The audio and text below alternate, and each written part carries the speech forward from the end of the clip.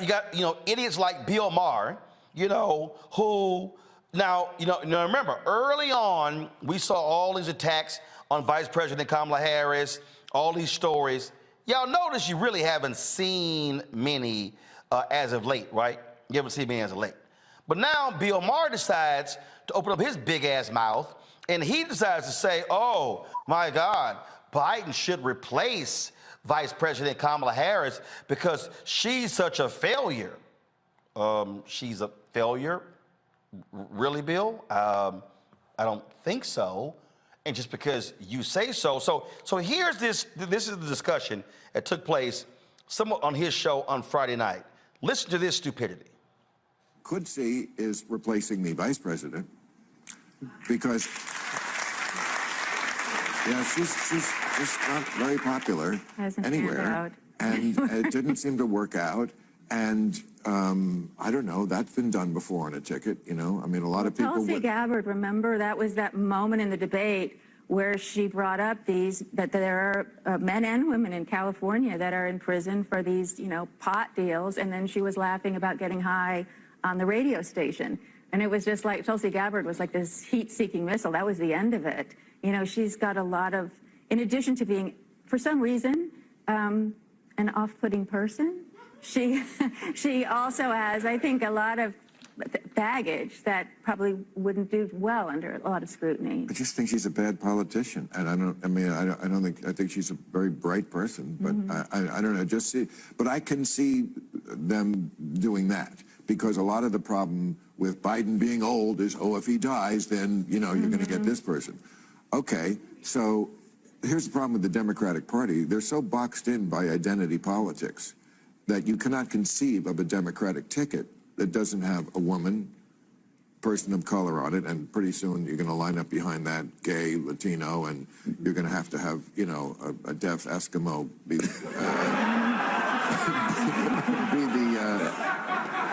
I think it's Alan. Am I right that they are boxed in by identity? Well, first of all, I see it differently in that I don't think Kamala has caught fire yet or found her footing. I think that's true. I think the polling data says that.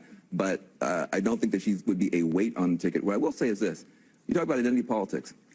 Joe Biden is an example of identity politics. Joe Biden is an example of black voters saying, we think we need to put a white guy in there. And nobody says he's an identity politics guy. Pence. How do you get Pence? You have Trump, who is not the most saintly guy in the world, needs somebody whose identity is conservative Christian. He goes and gets Pence. So politics is about identity. That's what it is. But whenever there's a person of color or a woman, we say, well, that's identity politics. It's all identity politics. You just got to put a ticket that can win. And that's I don't know. I have. All right. So I had somebody who came up to me last week at CBC, oldest sister, and she said, Roland, I love watching your show. I used to watch all the time, but you cuss too much. See, what I just played is the reason why I cuss. And I told her, I said, I don't cuss that much. I'm trying not to cuss. But that bullshit is why it will make you cuss. That crap right there. And Van was nice to him. Van was real nice to him. First of all, the little white woman,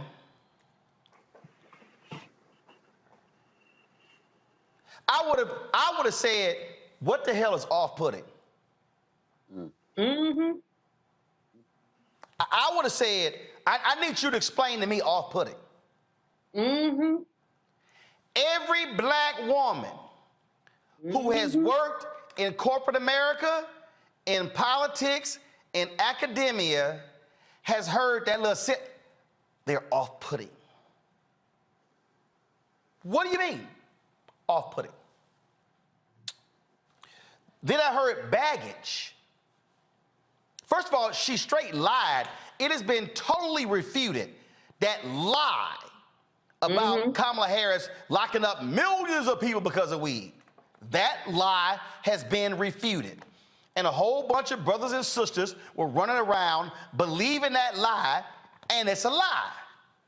It's a flat out lie. And in fact, my man Drew comments, Drew, y'all follow him on social media. It was so funny because he's done a number of videos. Y'all, let me see if we can get Drew on the phone about this whole weed deal. It's a lie. So that woman just lied, and Bill Maher said nothing in correcting her. Then he said, bad politician. Do you know who is the most effective person for the White House right now in talking about the Dobbs decision and Roe v. Wade in the political context? Vice President Kamala Harris. Do you know who played a significant role in pushing Biden on the student loan debt relief? Vice President Biden, Vice President Harris. Now, did she have a rocky first year? Of course. Of course. But y'all notice all of the Harris's awful stories, y'all notice how they just disappeared. But see, this is how folk like Bill Maher throw this kind of crap out. But now let me get to the crust of what I want to deal with. Bill Maher said, the Democrats have boxed themselves in by identity politics. This is the favorite phrase of white liberal / progressive men like Bill Maher. Because these white men don't like the fact that they no longer are plan A, plan B, plan C, and plan D. Let me say it again. White fear ain't just about white conservatives. White fear is also about white liberals, white progressives, because the operative word is white.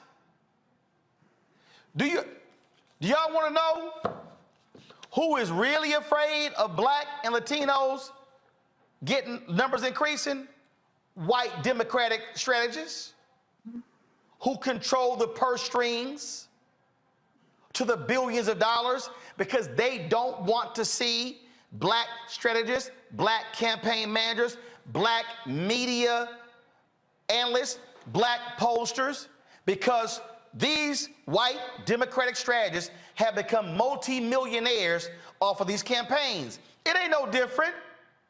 Y'all don't get confused about what's going on here. So what Bill Maher says here, they're getting boxed in by identity politics. Bill Maher refuses to recognize that whiteness is identity politics.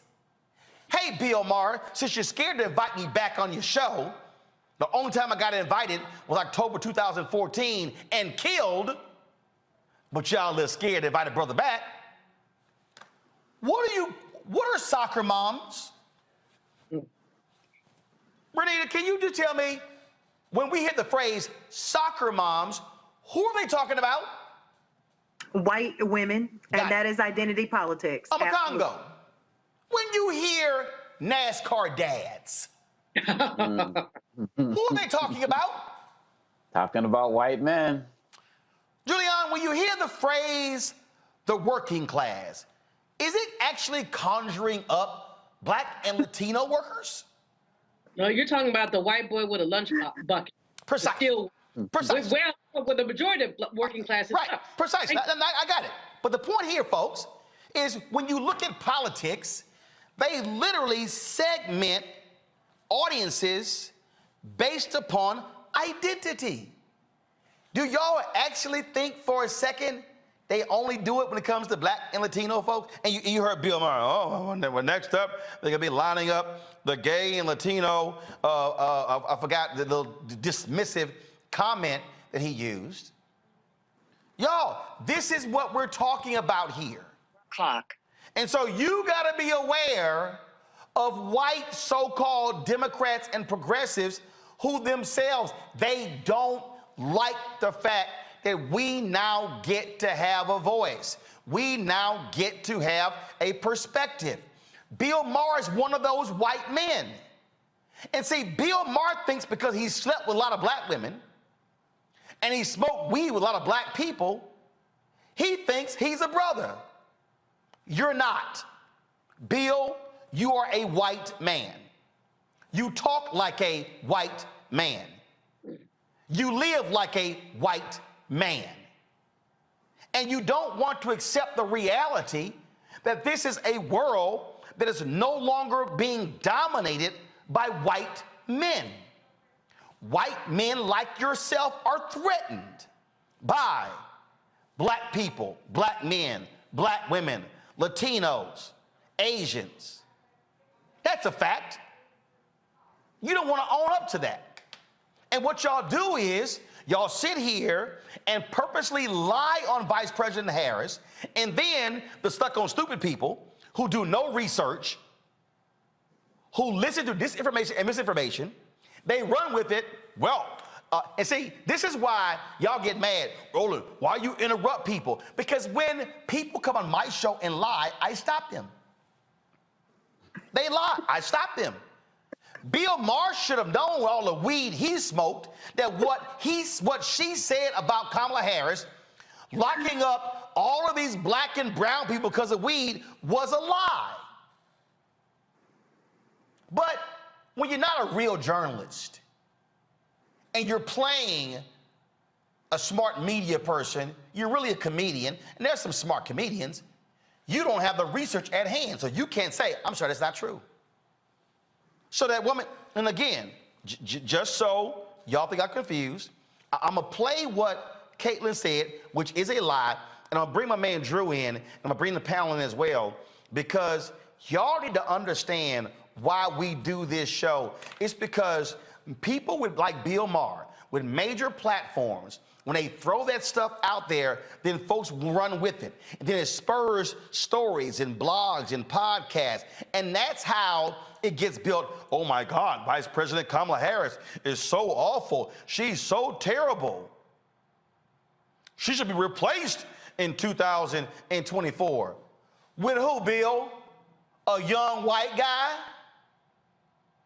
Hell, you complained about gays and Latinos. So Pete Buttigieg, I guess you don't pass Bill Maher's test. Oh, AG Secretary. But Sarah, sorry, you're out. What Bill Maher is essentially saying is, please, white people only apply. So let me just play again. To listen to this, I want y'all to listen to clearly what is being said here. Could see is replacing the vice president because she's not very popular anywhere, and it didn't seem to work out. And I don't know, that's been done before on a ticket, you know. I mean, a lot of people. Tulsi Gabbard, remember that was that moment in the debate where she brought up that there are men and women in California that are in prison for these, pot deals, and then she was laughing about getting high on the radio station. And it was just like Tulsi Gabbard was like this heat-seeking missile. That was the end of it. She's got a lot of, in addition to being, for some reason, an off-putting person, she also has, I think, a lot of baggage that probably wouldn't do well under a lot of scrutiny. I just think she's a bad politician, and I think she's a very bright person, but I don't know, but I can see them doing that, because a lot of the problem with Biden being old is, oh, if he dies, then, you're going to get this person. Okay, so here's the problem with the Democratic Party. They're so boxed in by identity politics that you cannot conceive of a Democratic ticket that doesn't have a woman, person of color on it, and pretty soon you're going to line up behind that gay, Latino, and you're going to have, a deaf Eskimo. A deaf Eskimo. What that is a white man making fun of the fact that you have more than qualified black, Latino, women, and gay candidates. But for Bill Maher, hey, only white straight men need apply. That's really what he's saying. Drew, I called you because you just heard what that fool Caitlyn had to say. And Bill Maher did not correct her at all. Drew, can you hear me? Hear you loud and clear. You hear me? All right. So she sat here and just lied. And oh my, how Tulsi Gabbard just blew her away about all of the men and women who Kamala Harris locked up because of weed and pot smoking. Bill Maher didn't correct her. You've done numerous videos completely just dispelling that lie. Well, yeah, because it's not true. It's pretty easy stuff to look up too. The moment with Tulsi Gabbard, it's easy to be loud and wrong. But in the moment, when people can't fact check you in real time and make you seem like you know what you're talking about. But the fact of the matter is, everything that she said was an outright lie. It was misinformation, disinformation, way before we even had a COVID situation. But Kamala Harris literally is the opposite of what that. She did not lock up a bunch of black people for weed. As a matter of fact, when she became San Francisco DA, over the length of time of her DA reign, the admissions for state prison marijuana imprisonment fell 66% over her predecessor. Like the last guy locked up 135 people to state prison when marijuana was the most serious charge. Over the same amount of time, Kamala Harris locked up only 45. So that's a drop. Even when she became Attorney General, same thing. First of all, Attorney Generals don't even prosecute marijuana cases. I say it all the time. That'd be like the CEO of Target ringing you up on aisle 3. That ain't gonna happen. But even then, even during that time, the actual imprisonment for marijuana fell during her time as AG. So this mythical time that she was locking people up for weed, we ain't seen it in real life. But y'all got some good imaginations, though. And I've learned that. Well, and again, when people like this go on national shows and repeat the lie, and no one corrects the lie, then somebody watching goes, well, there it is. She was horrible. She was sick, but she was a cop. And she was just locking people up and just throwing the key away. And then the black folks ran with it. Oh, she locked up all these brothers. She didn't care about brothers. She didn't care about sisters. Or they took one case and said, oh, that represented all the cases. And folks were simply lying. And that's what Bill Maher calls baggage. Yeah, baggage. Yeah, that's funny. Now, you know what we call it now? Now you said I'm knee deep in the debunking the misinformation on COVID vaccines game. We call it disinformation, and we call it just very dangerous, to be honest with you, man. Like when something goes out long enough and nobody's there to correct it, it can gain so much traction. People really start to believe it, and so they don't even know the fact that Kamala Harris is one of the original pioneers of something called restorative justice with her Back on Track program in San Francisco, to where instead of getting people locked up for something like, I don't know, a little bit of weed or 2 grams of crack, you give them jobs, you give them employment training, job readiness training, you give them education so they get their GED, you help them with their credit, parental training, and so on and so forth, rather than putting them in prison cells just because they were trying to sell some drugs so they could make some money to feed their family. So it's the misinformation game definitely is something that it's dangerous. It's lucrative for the people who know how to capitalize on it, but it definitely is dangerous in the overall perception of public health and public policy. All right, Drew, I appreciate it, man. Thanks for jumping on real quick. I appreciate it. Appreciate it, everybody. Get vaccinated, get boosted. We're done. All right, thanks a bunch. Bringing my panel here, Juliana Amakongo, Renita. It really pisses me off. It pisses me off when I watch this stuff. When I listen to this nonsense, and again, I've been saying this for years. President meets with black pastors, but when they white, he meets with pastors. President meets with Latino leaders, but when it's a room full of white CEOs, he meets with CEOs. Identity politics includes white people. But what Bill Maher chose to do is he chose to weaponize that, and then he sounds exactly like Republicans, Julian, in attacking Democrats, and what he is operating with his white male nationalistic view. How dare Democrats elevate women, elevate men? And what's so stupid is she literally, this is what is so stupid to me. How much of a dumbass Bill Maher. One non-white president. One in American history. One non-male vice president. Any women been vice president before? Any? So she the first female vice president, right? So you got one. Oh, Lord. The house is we might as well demolish the house. Oh, Lord. One woman got in. How dare, oh, Lord, can't call 911. That's literally what this fool is saying. Julian, go ahead. Well, you know, that whole segment was objectionable to me for any number of reasons. First of all, that off-putting thing. I'm supposed to be off-putting. I'm, you know, whatever. I can be a little bit much, but off-putting, I mean, that's a bit much to say. I mean, it's a generic, I'm not comfortable with black women. That's really what's being said. That's all that is. Black women. Then that little, Bill Maher is supposed to be some kind of a, okay, I'm a curse since you don't anymore, half-assed comedian. He's supposed to be a comedian, but nothing he said was funny. The whole notion of a deaf Eskimo, that's demeaning to differently abled people, is demeaning to a minority group in this country, people who represent one of our largest states. I mean, that bit is not funny. It simply is not funny. But he seems to get, he is pushing all the identity politics buttons for white people. He's a white boy, like you said, slept with enough black women that he thinks that racial identity rubs off in bed. It does not. But the whole thing just was objectionable to me. I just sort of sat here seething, saying, and I used to like Bill Maher, but that was just some stupid ass nonsense. Excuse my cursing.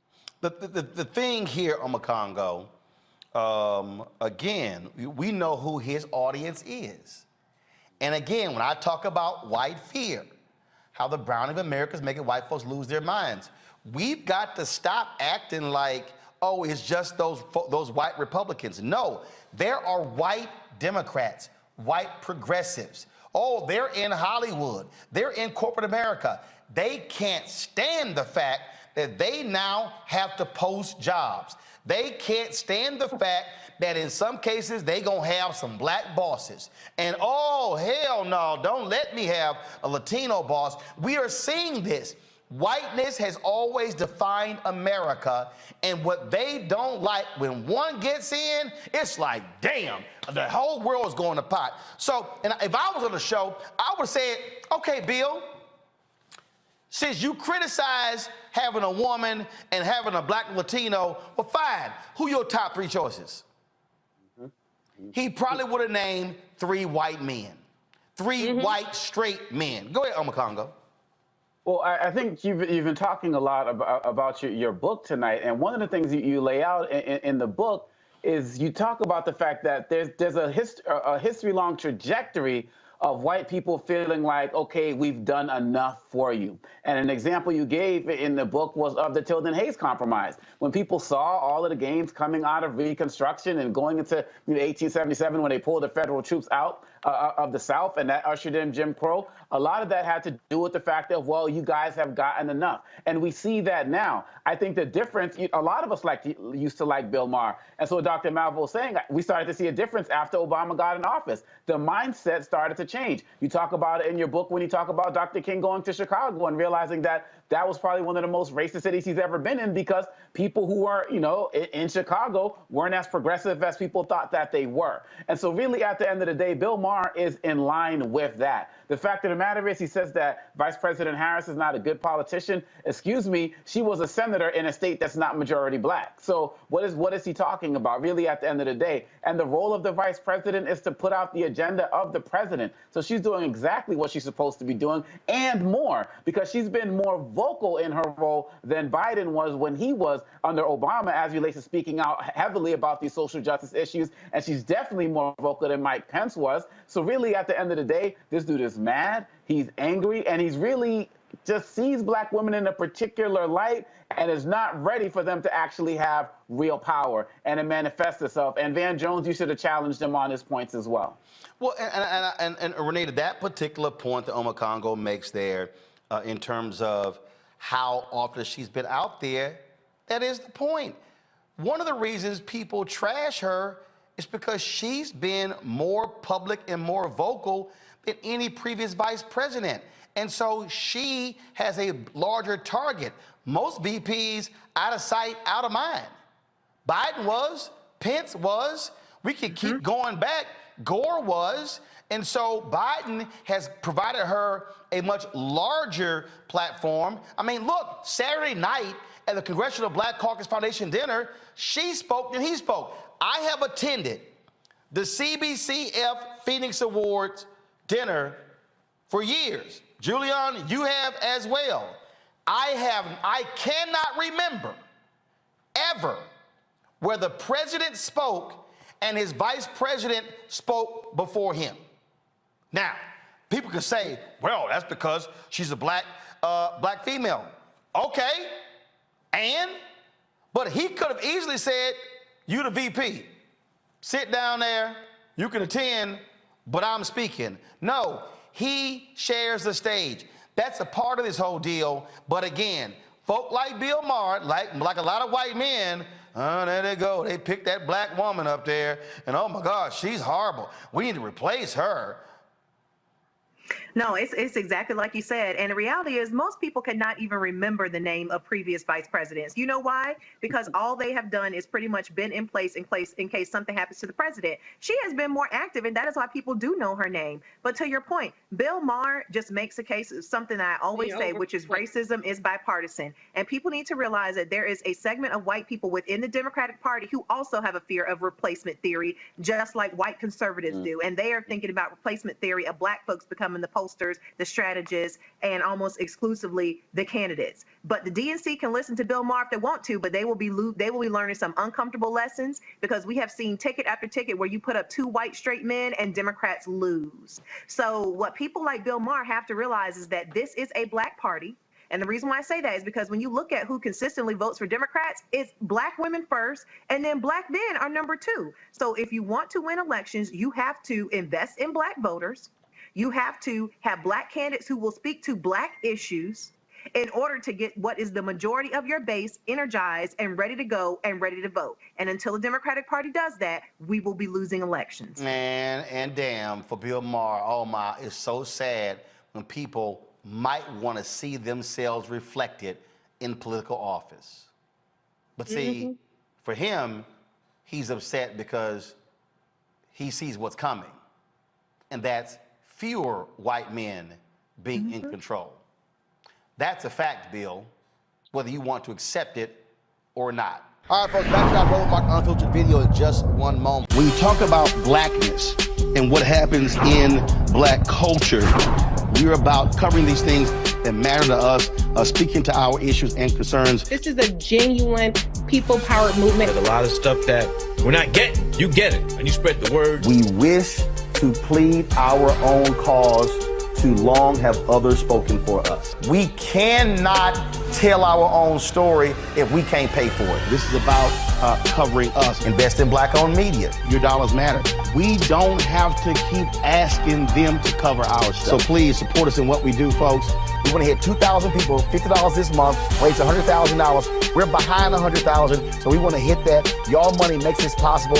Checks and money orders go to P.O. Box 57196, Washington, D.C. 20037-0196. The Cash App is $RM Unfiltered. PayPal is R Martin Unfiltered. Venmo is RM Unfiltered. Zelle is Roland at RolandSMartin.com.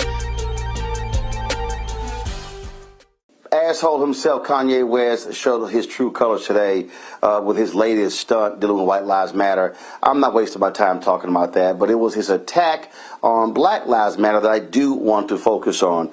He posted a message on social media where he was critical. Let me say it again. He was critical of this Black Lives Matter, and he blasted them, y'all, in his post. This is what he actually posted. And again, he's who he is. He posted, "Everyone knows that Black Lives Matter was a scam. Now it's over. You're welcome." That's what he posted. Well, Kanye being Kanye, if you still listen to his music and follow him, well, shame on you.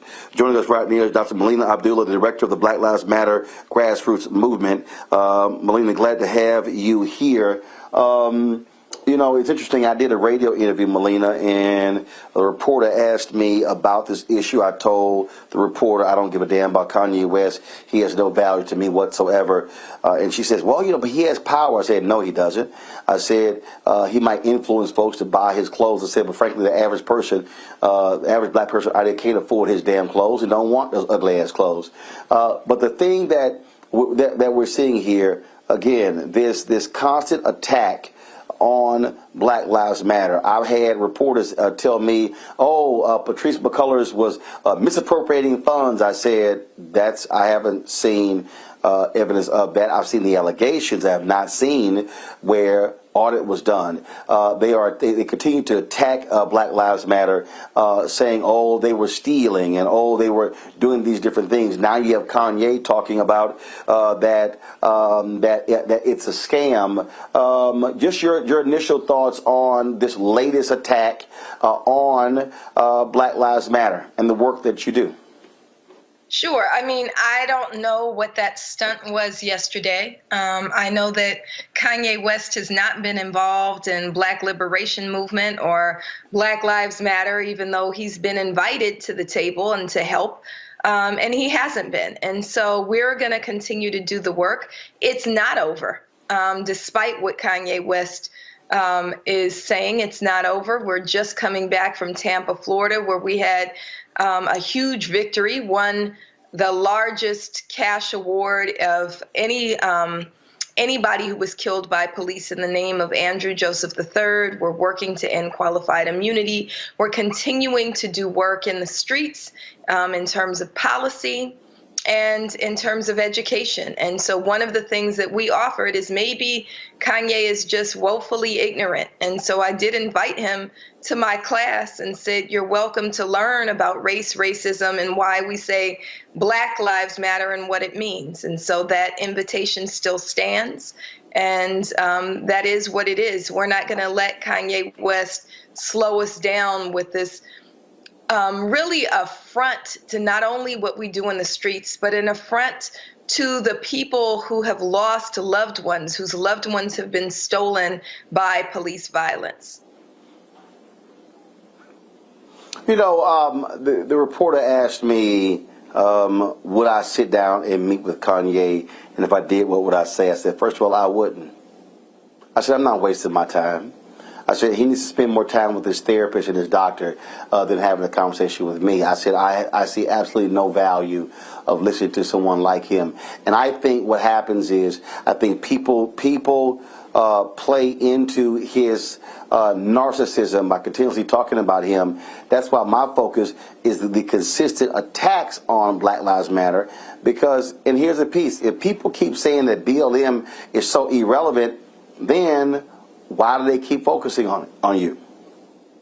That's right. I mean, they wouldn't be attacking us or wearing those terrible shirts if Black Lives Matter wasn't moving the needle, wasn't doing important work. The only reason that they're doing that is because we are doing important work. We are doing the work that needs to be done, that is our sacred duty to move us towards greater freedom and liberation for our folks. And so we're still here. We're still in the streets. We're still doing work. And I think that you're right. A testament to that is the attacks on us. They wouldn't be trying so hard to kill us off if we weren't doing effective work. You talked about the case out of Florida. What is next? What are y'all working on? And how are you redefining the mission, if you will, or what I call Black Lives Matter Grassroots 2.0? Sure. So the work out of Florida was, tremendous. It was led by the only family-led chapter of Black Lives Matter out of Tampa, Florida. So Andrew and Deanna Hardy-Joseph lead Black Lives Matter Grassroots Florida. We had dozens and dozens of organizers there for a couple of weeks for the entire trial. We were able to really demonstrate the ways in which law enforcement dehumanize and adultify our children, and again got a jury with no Black people on it to see Andrew Joseph III, a 14-year-old boy who was simply attending student day at the Florida State Fair, when he was criminalized, abducted, and left on the side of the road along with 98 other exclusively Black children. They were left there to fend for themselves in the dark, in the rain, and Andrew Joseph, in the midst of that, was hit and killed by a white motorist who was never investigated. That jury found that Hillsborough County Sheriff's Office was absolutely responsible for Andrew's death and awarded his parents $15 million, the largest award for any police-involved death in Florida state history. Well, his parents say what we say, that is a step forward in Andrew Joseph's name, but we want to keep moving, and we want to end qualified immunity, the unjust legal doctrine that shields police from accountability. And so we're working to get Ayanna Pressley, Congresswoman Ayanna Pressley's bill passed, the End Qualified Immunity Act. We're working to end the power of police associations that continue to pilfer the public purse. We just saw the day after the Andrew Joseph verdict, we saw as Democrats and Republicans alike put more money in policing instead of more resources into accountability and the things that actually make communities safe. So we're working to end police associations, and we're moving into a period that we call Black Xmas, where we want to understand the relationship between white supremacy and rampant predatory capitalism, as Julianne Malveaux calls it, and be deliberate with our dollars. And instead of just spending away with corporations that don't care about us and are often responsible for our deaths, we're encouraging everybody to build Black, buy Black, and bank Black, and they can visit blackxmas.org for more on that. Panel, any questions for Melina? Let me first start with Teresa Lundy. Hi, thank you so much for your fight. As it obviously still continues, what is something that, us out in social media can do to kind of help with the cause? I feel like, if there are more voices on social media that is actively, working with you and the organization to make sure the truth is out there, is that something that, you guys are able to help assist us with? Yes, we absolutely need everybody's help. So as has been shared here and other places, we do have an issue in trying to wrestle back our social media platforms, the platforms that were built off of the backs of organizers. And so we have a new platform that we need help amplifying, BLM Grassroots. BLM Grassroots is Black Lives Matter, where the chapters, where the people who've always been on the ground since the birth and ushered in the birth of Black Lives Matter in 2013. And so we need your help amplifying by going to BLM Grassroots and following their BLM Grassroots, which is all the work that we do on the ground globally. Joe. At the risk of asking a very simple question, let's do a 101 on why we say Black Lives Matter. So many people get that wrong. They start in the middle of the story. They say, well, white lives matter too. Well, the problem is that as it pertains to the execution of the laws and the things that have happened, we're coming from a tradition nationally where Black lives have not been mattering. And so we say Black Lives Matter, not at the risk of or in lieu of other lives. But what would you say to the 101 person who perhaps is well-intentioned, but needs that explanation of why we say Black Lives Matter? So I think you just said it, right? That white folks in this country and in this world have never been targeted for demise. Black people have. This world has been set up as a racial hierarchy with white people on top and Black people on the bottom. And if you look at virtually every economic, social, and political measure, Black people have been placed on the bottom.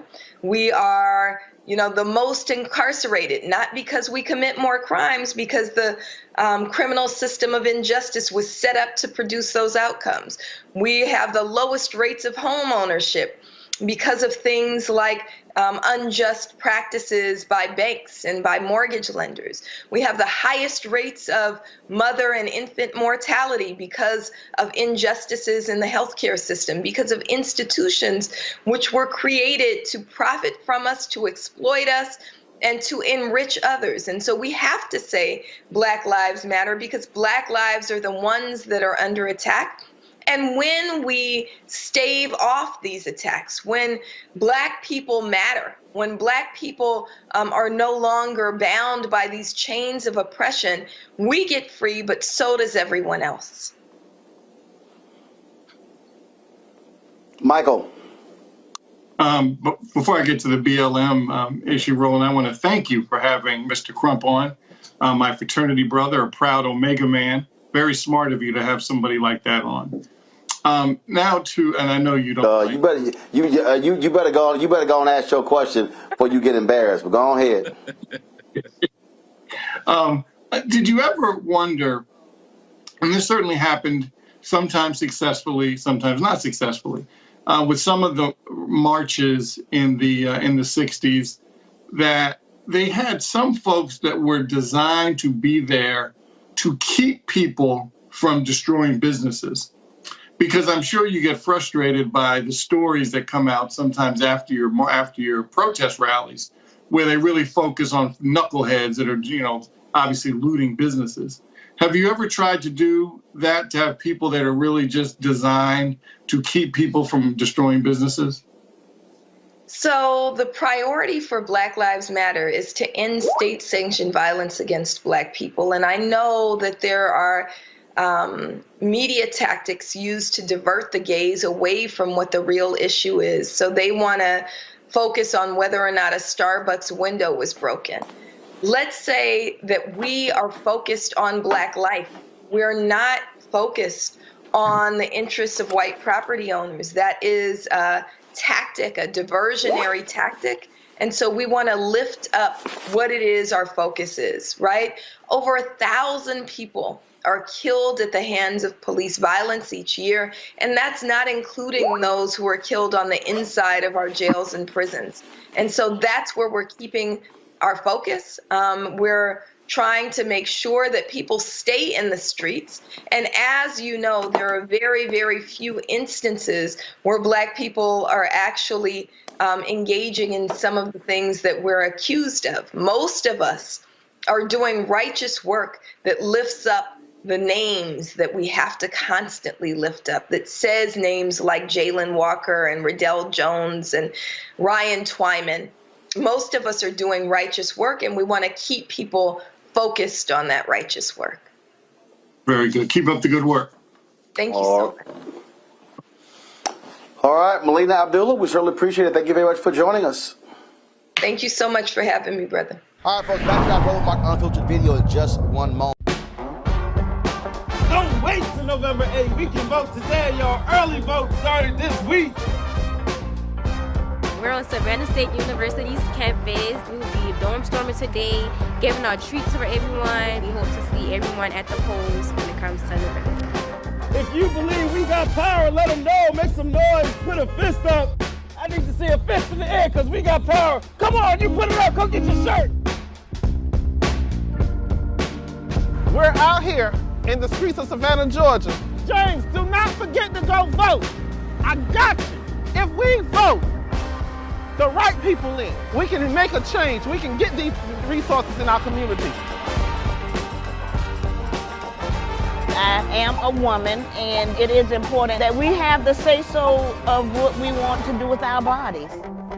We're concentrating on entrepreneurism, providing young people with resources and training that they need in order to change their trajectories. We want Black down. Democracy is on the ballot. Voting rights is on the ballot. Voting suppression is on the ballot. I am most passionate about those three combined because they all impact each other. Savannah is my home. I care about my community, and I care about representation in my community.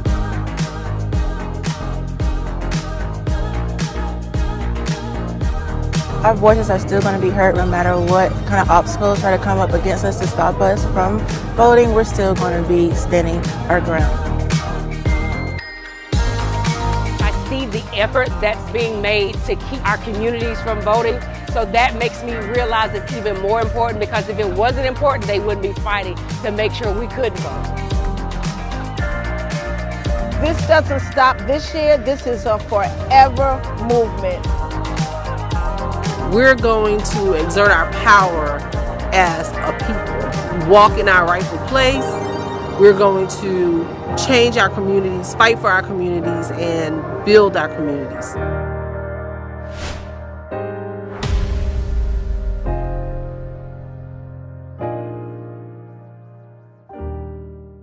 I told y'all when that fool wore his little White Lives Matter shirt with that other dumbass Candace Owens, I wasn't wasting my time dealing with those fools. But I told y'all what happens when you give folk attention. So Kanye West goes on Fox News, sits down with Tucker Carlson, and oh my Lord, the folk at Fox News just praised him up and down. Called this man, oh, how he was a genius, incredible. If y'all want to see white love, y'all want to see Kanye West's white love. Remember, Charlemagne said Kanye's whole focus is he desperately seeks white validation. Ooh, the white nationalists at Fox News gave him all the white validation he needed. This is a compilation put together by Media Matters. I was blown away by Kanye West. I really was. It was fascinating. This was an unvarnished, authentic. We've rarely heard a man speak so honestly and so movingly about what he believes. Kanye West is wise, he's unique, and certainly he's fearless. He's a very important voice. There's such authenticity to that it just makes me want to hear more. Speaking truth to power, calling things out, and Kanye West does that. He speaks truth to power. He is one smart guy. Is Kanye trying to be a force for good? Absolutely. Yeah, he is. Very special intellectual renaissance. When you consider like people like Tucker or Kanye. Kanye's genius. I'm going to make an analogy. Kunta Kinte and Roots. They got him out on a tree and they're whipping him. What's your name? and they want him to say left-wing liberal. Kanye West refuses to live in that box. I mean, you can't help but like him because he is not apologetic. Yeah. Have I reached Alex Jones territory yet? No, I think you're telling the truth. Okay. And that's okay if you do. I think he's dead on this one. I know for me, it just made me think, man, we could reach so many more people with this powerful movement that believes in freedom. I know that what I'm listening to is unique and interesting. If Kanye West believes it, imagine how many more people out there maybe aren't talking about it, but would like to. Ye West threatening to go to war with Jewish people on Twitter. He appears to imply Diddy, a fellow rapper, was controlled by the Jews on Instagram. Boy, ain't that one pretty funny. Boy, did y'all just hear how these folks just lost their minds? Oh, Lord have mercy. Kanye is like Black Jesus to them. I mean, they just were beside themselves for the praise and love of Lil Kanye. This is when things change, y'all. It was when Kanye decided to drop this tweet here. Remember, he was attacking Diddy back and forth, and Diddy fired back at him. So Kanye went ahead and decided to drop this tweet here. This is where things change. I'm a bit sleepy tonight, but when I wake up, I'm going DEFCON 3 on Jewish people. The funny thing is, I actually can't be anti-Semitic because Black people are actually Jew also. You guys have toyed with me and tried to blackball anyone who ever opposes your agenda. Well, that didn't sit too well with the folks at Instagram and the folks at Twitter. So he got thrown in Instagram and Twitter jail. But the thing that for me is just hilarious is to watch how these folks are just running and running and backtracking and how they are just doing all they can. And you know, and what really got me in that video, listen, as I heard more of Kanye, I wanted to hear more. Will Kane. Now, y'all, I used to often debate Will Kane when we were at CNN, and Will a nice guy, but he a lightweight. I used to destroy his ass at every turn. I mean, every time he would say something. I mean, he's from Texas, University of Texas, so his football team sucks. I always blew him up about that. But also, I always destroyed his arguments. And you saw that every time Kanye talks, I want to hear from him. And then, of course, you saw in there Joe Concha, who is the so-called media critic for The Hill and Fox News. He's gone also far right-wing. And I done destroyed that fool on so many occasions. It's utterly ridiculous. And he was, again, praising the brilliance of Kanye. See, this is where all y'all white folks at Fox News and, of course, that utterly fool Jason Whitlock, this is what happens when you decide to side with a fool. You side with a fool will make your ass look real stupid. And that's exactly what happened here. We are dealing with somebody deranged. And just understand, it's all about, I told y'all, it's about the attention. It's about what they do. And then, you know, then you got that really other tired, trifling fool, Candace Owens. If y'all want to hear something stupid, listen to this fool right here. Try to defend Kanye with her. Now, I'm not going to play all of it because y'all know she ain't the brightest bulb in a dark room. I mean, if y'all truly want, if there's a match made in heaven, is Candace Owens dating Jason Whitlock. I mean, those two can go to the Clarence Thomas prom at any time. But just listen to this fool. That was the tweet. And people subsequently demanded that the tweet be taken down for anti-Semitism. Now, if you are an honest person, you did not think this tweet was anti-Semitic. You did not think that he wrote this tweet because he hates or wants to genocide Jewish people. This does not represent the beginning of the Holocaust. That's if you're an honest person, you'll admit that. You will admit that, right? If you're an honest person, when you read this tweet, you had no idea what the hell he was talking about. I had no idea when I read this tweet what the hell he was talking about. This tweet inspired questions, not answers. First and foremost, right there. Okay, so here's the deal. Candace, that probably the first time. We agree. We don't know what the hell he's talking about. We never know what the hell he's talking about. We don't know what the hell you talking about. We know what the hell he was talking about talking to Tucker Carlson. We never know what his crazy ass talking about. Why? Because his ass ignorant, just like you. Now, I can't wait for Ben Shapiro, who is Candace's boss, who's Jewish, who's always commenting on anti-Semitism, cannot wait for him to break down the whole Kanye deal. But the thing I love here, Julian, Omakongo, and Renita, and Cleo, stay here for this segment, is I love how, oh Lord, they were holding Kanye West up like he was they Nelson Mandela. And then when they sided with a fool, Julian, it was kind of like, it was sort of like that beam from The Simpsons, you know, back into the bush, like, what the hell are we thinking? They all running now, and trust me, they ain't gonna be praising Kanye when he goes full ignorant ass Kanye. Go ahead. You know, it's hilarious, Roland, because I couldn't believe the clips you compiled were these folks who, not that they're bright or anything, but should have known better than to praise Kanye to the heavens. All I have to say about him is this. I am certain that his mama is rolling over her grave. She was a serious Black woman academic, taught African-American studies. I'm sure something happened to him somewhere along the way, perhaps when she passed, but his... No, it wasn't when the boy got a mental, he's mentally sick, and we're gonna call it what it is, and I guess he's trying to get the Mel Gibson Lifetime Achievement Award. for insanity? I don't know what the hell he's doing, but I'm gonna call it what it is. But what I'm not gonna do is call this fool his intellectual prowess and all those phrases them dumbasses at Fox News was throwing around. I mean, the boy done said he don't read books. See, this is what happens when y'all keep calling everybody a genius. Just because your ass make music don't make you a genius. So maybe you want to say a musical genius or whatever, but for me, I don't really give a damn other than probably 2 or 3 songs he got, but that's just me. But on Congo, that's what you're dealing with. He's a fool. And when you see Fox News praising anybody black, we need to have a big old neon sign. Beware, praise of the Negro at Fox News. No doubt. I mean, for them, I mean, he's the rap version of Herschel Walker, to be quite honest.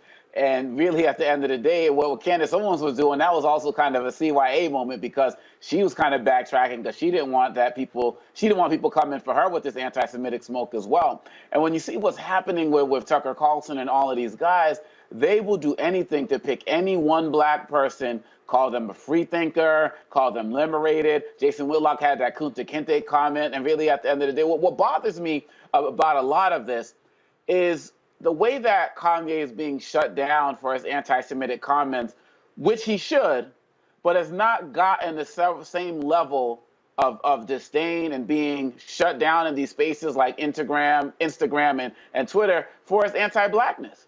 For, you know, the slavery as a choice, the White Lives Matter shirts, and all of these other types of things. He's been coming at us before he was going at them. And so he deserves to get what's happening now, but I wish we would also, in our own community, do a better job of policing people within our community when they step out of line. And Roland, you don't care who it is.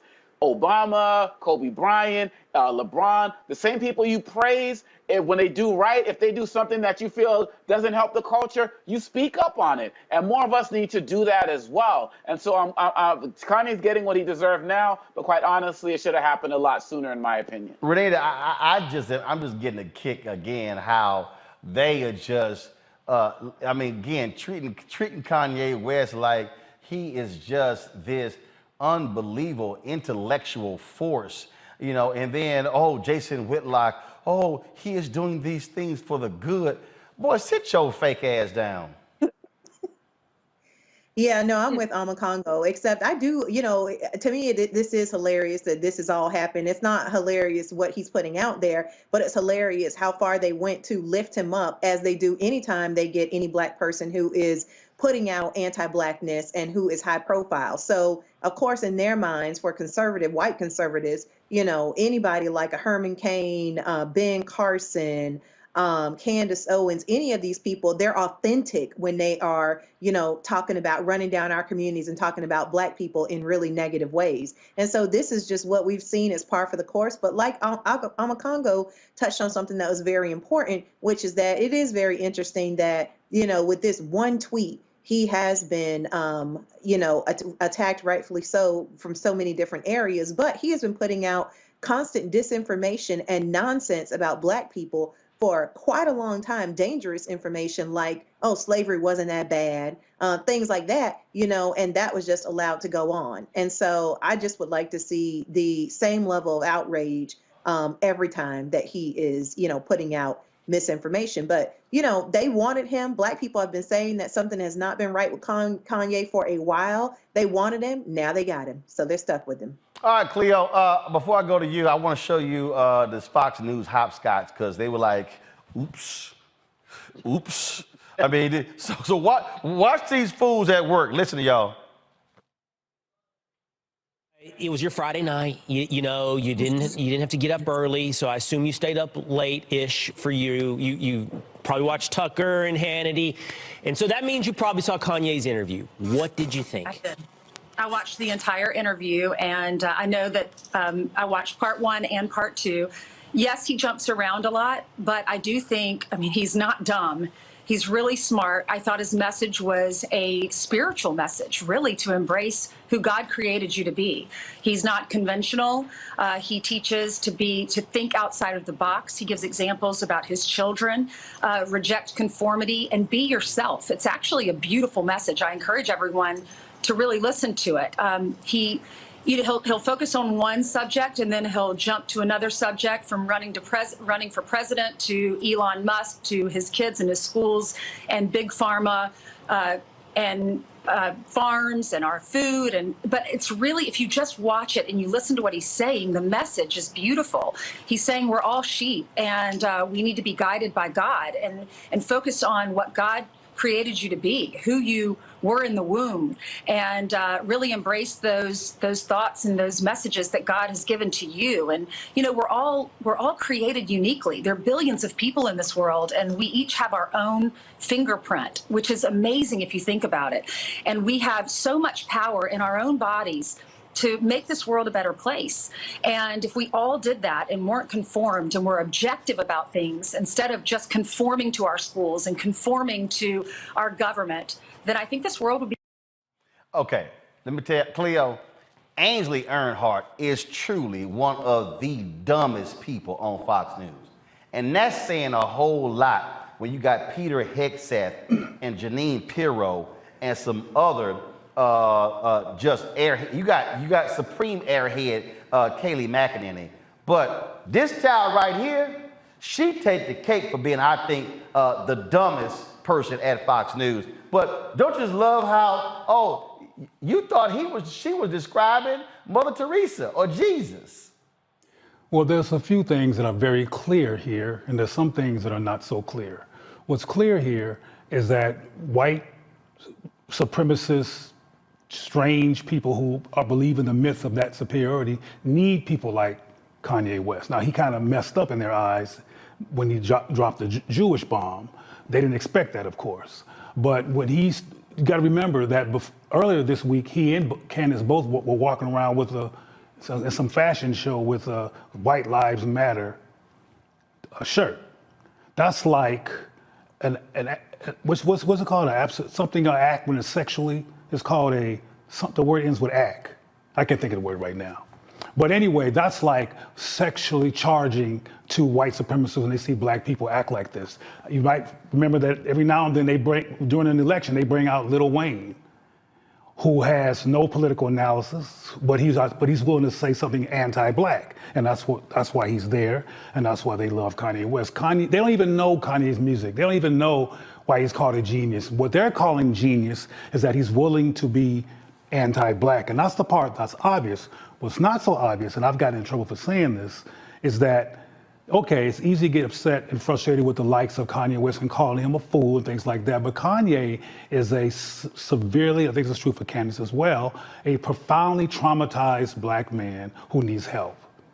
He's somebody who's dealing with a lot of deep pain and it's not resolved. Therefore, he's surviving mental illness in a yes sir situation, meaning everybody says yes to him because he's Kanye and he's rich. But the bottom line is there's some very devastating blows that happened to Kanye that I think we need to take a look at. For example, he tried to show racism in the Republican Party and in the presidency when he said George Bush didn't like black folks back during. Yeah, so George Bush hates black people. After that, he tried to expose racism in the video award system when Taylor Smith, I think her name was, got an award that he thought Beyonce should have gotten, and that it was racist. And in both instances, when he stepped out from the system and said something for black people, he got crickets. Not only did he get crickets, follow me, the first black president of the United States called him a jackass. I believe personally that along with his mother dying were very, very traumatizing and confusing for him. And he finally got to the point of, F y'all, I'm gonna go to the other side. And though Obama dissed him, Trump embraced him.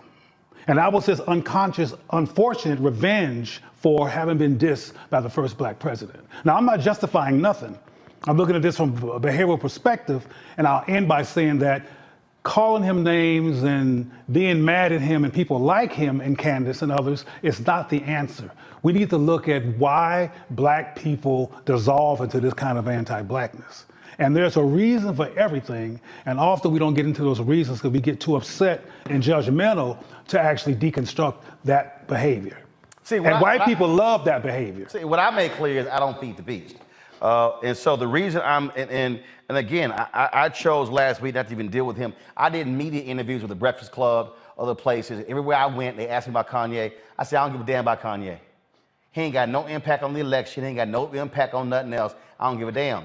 But the reason I'm talking about this, because I'm trying to show folk what happens when you have white nationalists on Fox News who are, but they are quick to find a Negro to say, oh, he won ours.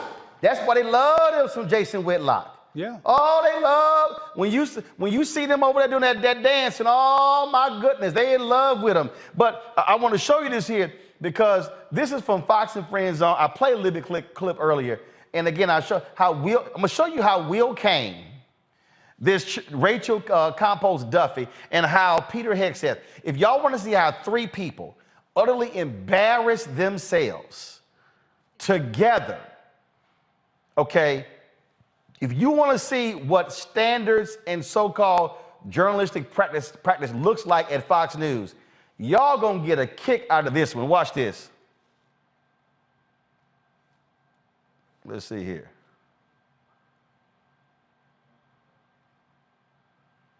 Hold on one second. I'm gonna come back to me. I'm gonna see if I had it set up. Because when I saw this story, y'all, when I said I hollered, I'm talking about I hollered because they were having a conversation.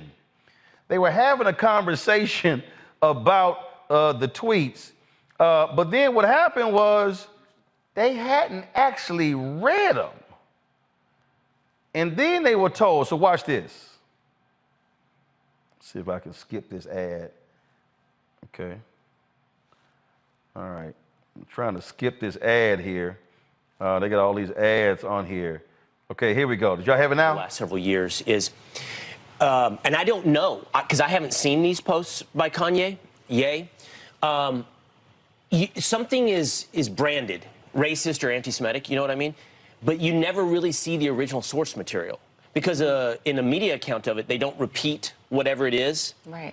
This is a real trend over the last couple of years where the headline will say a certain thing and then you read the article and the article is conclusive, meaning it was racist, it was anti-Semitic, but the supporting evidence is never provided. And the only reason I say that is because I don't trust everybody making the calls. I'm not saying it wasn't anti-Semitic. I don't know because I don't get to see the original source material. It's censored.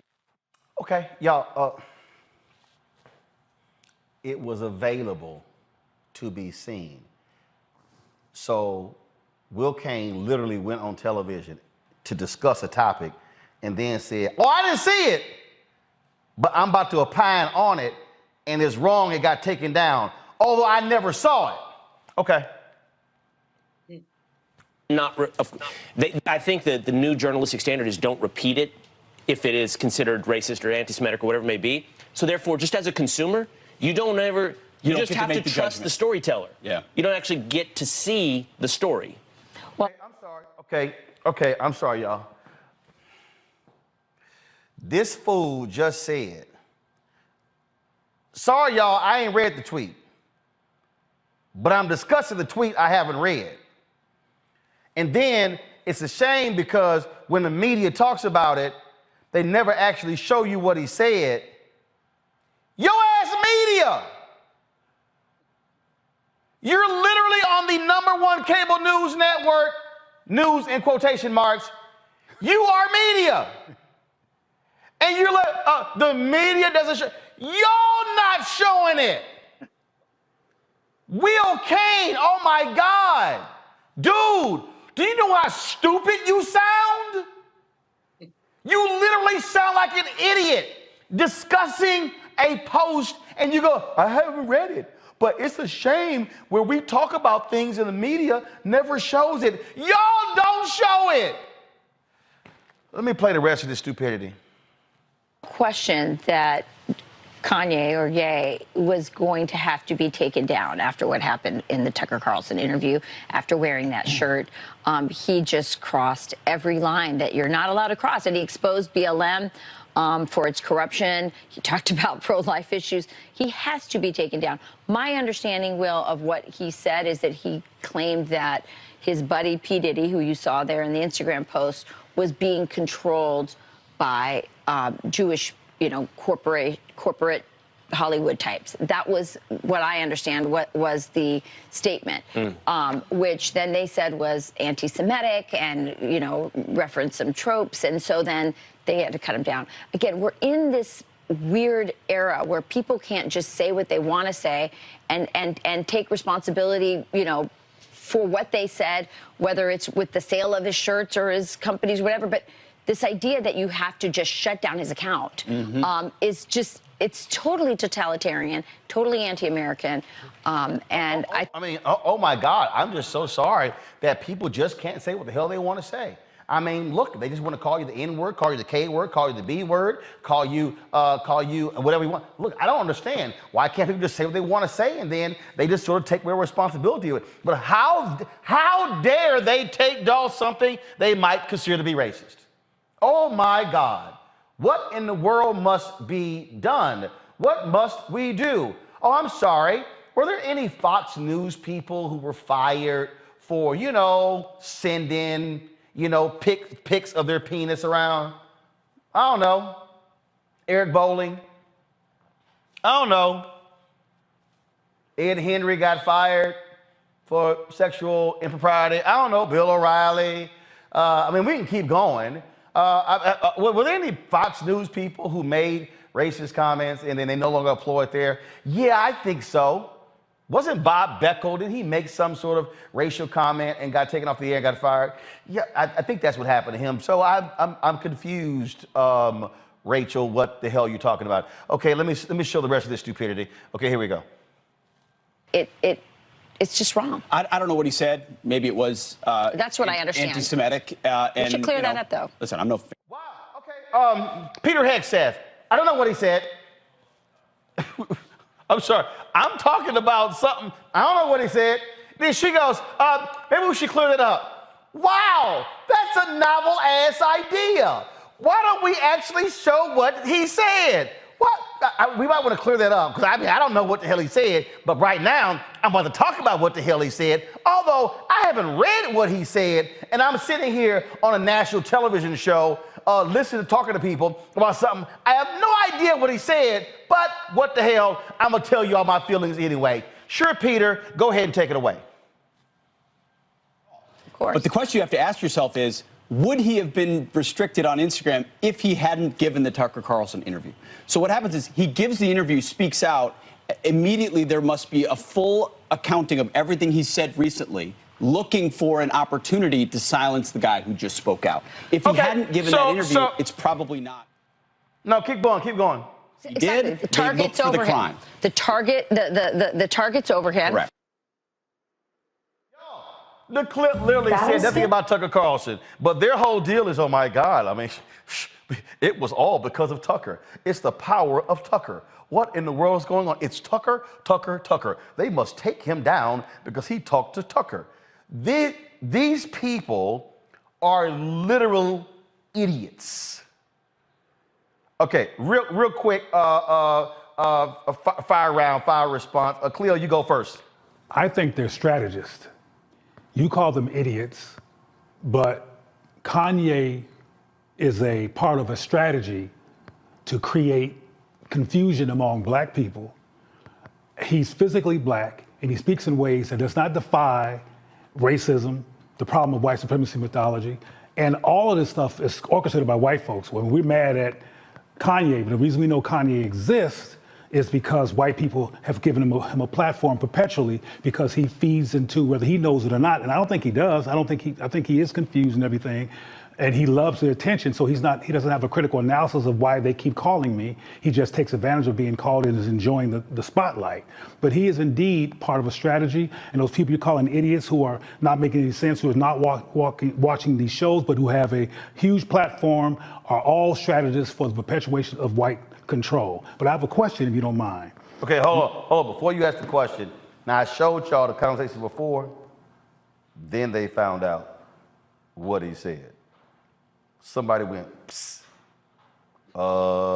Here it is. Watch the flip. This, Ye West threatening to go to war with Jewish people on Twitter. So these shocking remarks come after he appears to imply Diddy, a fellow rapper, was controlled by the Jews on Instagram. Now that account, his Instagram account, has been restricted. Alexandria Hoff joins us with more on this story. Alexandra, good morning. Good morning. Yeah, we wanted to make sure we confirmed all of this. The Instagram restriction came first, and it appears to have stemmed from a series of screenshots showing a text exchange between Ye and Sean Diddy Combs. The two had been disagreeing on Ye's wearing of a White Lives Matter shirt during a fashion show in Paris last week. The convo contained language by Ye that social media users and the American Jewish Committee called out as anti-Semitic. Instagram has taken down Ye's post and temporarily restricted his ability to share and comment. Now, from there, Ye took to Twitter for the first time since 2020, where he called out Instagram chair and Facebook CEO Mark Zuckerberg, writing, "Look at this, Mark. How are you going to kick me off Instagram?" And then continued with another anti-Jewish statement. The tweet has since been deleted by the company for violating Twitter's rules. We reached out for confirmation of that, but the Times of Israel and the Daily Mail shared it. It read, "I'm a bit sleepy tonight, but when I wake up, I'm going DEFCON 3 on Jewish people. The funny thing is I actually can't be anti-Semitic because black people are actually Jew. Also, you guys have toyed with me and tried to blackball anyone who ever opposes your agenda." Now, that was followed by another tweet, quote, "Who you think created cancel culture?" And that second tweet, it does remain up. It's unclear right now how long Ye's Instagram will remain restricted. The American Jewish Committee shared on their Instagram account, writing, quote, "Kanye West should figure out how to make a point without using anti-Semitism." Well, Rachel, Pete. All right. Thank you, Alexander. Yeah. Thank you. Yeah. Thank you. Unfortunate. I mean, there's no... Pretty ugly. It's ugly. Yeah. But we talked about it earlier without knowing about these tweets and saying, of course, they're going to put a target after what he said with Tucker. There's going to be a target on him, no doubt. Yeah. But in this particular case, I mean, he brought the target with that. And then the question is, should he be removed from Instagram, and who gets to decide that, or Facebook or whatever? And I think that's the question, not just about Kanye, about everybody. You know, what are the standards? Who sets the standards? And how is social media being monitored? And one could argue, if you are really interested in exposing and diminishing racism or anti-Semitism in the world, that you're better off knowing that it exists. And if we pursue a policy or a culture in the world where we constantly silence, censor, and cancel, you don't know what exists underneath the surface. That's a good point. So to your point, Rachel, condemnable sentiments from Kanye West. What is the appropriate reaction? Meaning, is censorship and silence the appropriate reaction to actually accomplish a goal? I can't listen to this bullshit anymore. Y'all saw how they shift? Oh my God, these. Oh my goodness. You saw how the tone shifted. Right now, let's go to breaking news. We've actually discovered what Kanye said. We looked like complete assholes a little bit earlier, so therefore I must change the tone in my voice because now this thing is a lot more serious than I thought. A little bit earlier, I was playing around, joking around, just sort of like being flippant about it. But oh my goodness, I saw what he said. Jesus, my goodness, what are my Jewish friends and colleagues going to say now? Because I look like an asshole defending him just 30 minutes earlier because I was too stupid to go on the air to actually read the stuff first. Now, my goodness, I mean, the things that he said, that was just, I can't believe it. I mean, my goodness, what, we thought they were going to take him down because of Tucker, but looks like he just sort of took himself down. I told y'all, these are ignorant people, and yes, Cleo is right. It is by design how they are appealing to their white audience. But you see what happens. You saw in real time how Fox News will go on the air, no facts, no information, check nothing, and then opine and trash everybody as being wrong, and then go, oh my goodness, look what the fool said. Now we must change our tone because now this thing is serious. Cleo, go ahead.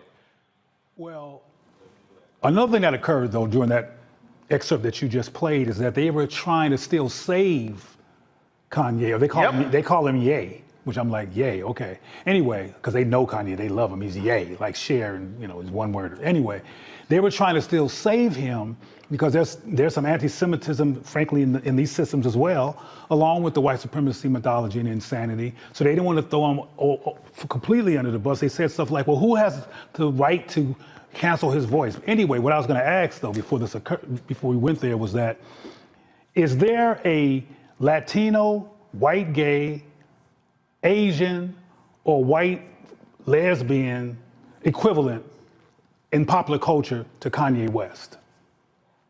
Well, first of all, I mean, you do have white artists, you've got gay artists, you've got Latino artists.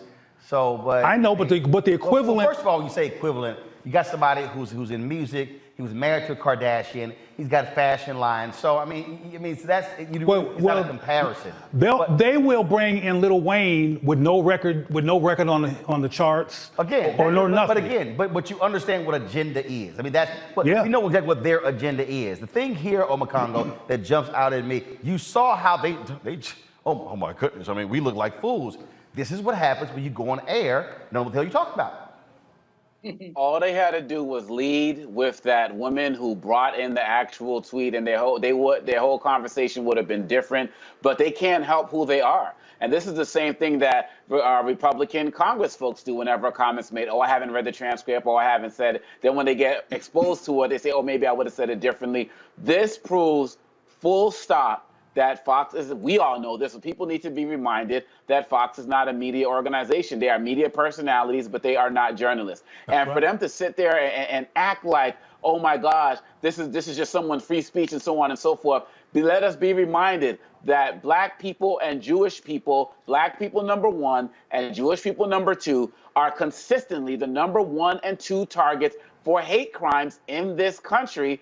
And it has been on the rise over 200% over the last 5 years at different points. So these words matter, and you have to call it out when you see it, and you got to do your research. Number one network out there. So I'm glad they got exposed like that, but people need to start calling them out just as much as we're calling out Ye, because they gave him a platform to spread that ignorance. And what they tried to do there, Renita, is to make it all about Tucker Carlson, which is all about themselves, serving their self-serving interests. Well, no, he was the fool who made the comments. And yeah, Tucker's been real quiet over the weekend on his Twitter feed because, yeah, see what happens when you talk to Ye? And then now he's Nay. Yeah. And you know what? The thing is that anti-Semitism is rampant on the right. And they agree with the values of anti-Semitism, but they can't say it because white supremacy knows today that they have got to keep every white-looking person, white adjacent person, anybody who's willing to roll around in white supremacy, they need all the numbers because others, like, black and brown folks, we are outnumbering them. And so they're trying to keep every single bit of everybody that they can, even if they have to take a mini break away from that person. But the other panelist was asking about examples in other communities. This is what Republicans do and conservatives do and white supremacy does in general. Yeah, there are plenty of examples. They will get anybody who is willing to disparage a community that they have systematically attacked. So as somebody who is both queer and Black myself, I can tell you that they regularly pull up Caitlyn Jenner to talk about transgender folks. They regularly, Herschel Walker's son, I mean, had you seen his videos before he came out and blasted his dad? He was talking all about how we don't need Juneteenth and Black people should just stick with the 4th of July. He regularly talks about how we don't need gay pride and how that should just be abolished. So they're good at collecting folks from various different communities who will basically stand up and say, no, conservatives are not racist. No, they are not anti-LGBTQ. No, they are not anti-Semitic. No, they are not. Whatever type of shield they need, they have plenty of folks who are willing to do it for them. And Kanye and Candace are just the two that they're using right now. Julianne, final comment real quick. Sure. I mean, I think that I agree with Cleo that this is all about strategy and about ways to get Black people at each other. I've discussed it with Kanye West, but I've been discussing with him for a long time. With that fact that Fox News missed a Bojangles rap of, okay, I'm going forward, I'm going back. They've already indicted themselves. Most of us don't pay them any mind. Candace Owens needs to be put up somewhere because what she said was silly. It was really silly. It made no sense at all. But this whole thing at some level makes no sense and is silly. We look at the state of Black America, the state of us in this economy. Why are we talking about Kanye West? Well, here's the deal. Again, the issue right here is not a question with Kanye. It's understanding the folks who want to harm Black people, who they want to amplify and promote as being having intellectual prowess, and somehow let's listen to them. And that's why I keep trying to tell people it's a danger when you listen to fools just because they are entertainer. No, it's a whole bunch of entertainers out there who are actually informed, a Jesse Williams, someone along those lines. I have never, ever looked to Kanye West for any critical thought on a damn thing, and never will. All right, folks, back to our Roland Mark Unfiltered video in just one moment. Hatred on the streets, a horrific scene, a white nationalist rally that descended into deadly violence. White people are losing their damn minds. An angry pro-Trump mob storms the U.S. Capitol. We're about to see the rise of what I call white minority resistance. We have seen white folks in this country who simply cannot tolerate Black folks voting. I think what we're seeing is the inevitable result of violent denial. This is part of American history. Every time that people of color have made progress, whether real or symbolic, there has been what Carol Anderson at Emory University calls white rage as a backlash. This is the rise of the Proud Boys and the Boogaloo Boys. America, there's going to be more of this. Here's all the Proud Boys, guys. This country is getting increasingly racist in its behaviors and its attitudes because of the fear of white people. The fear that they're taking our jobs, they're taking our resources, they're taking our women. This is white fear.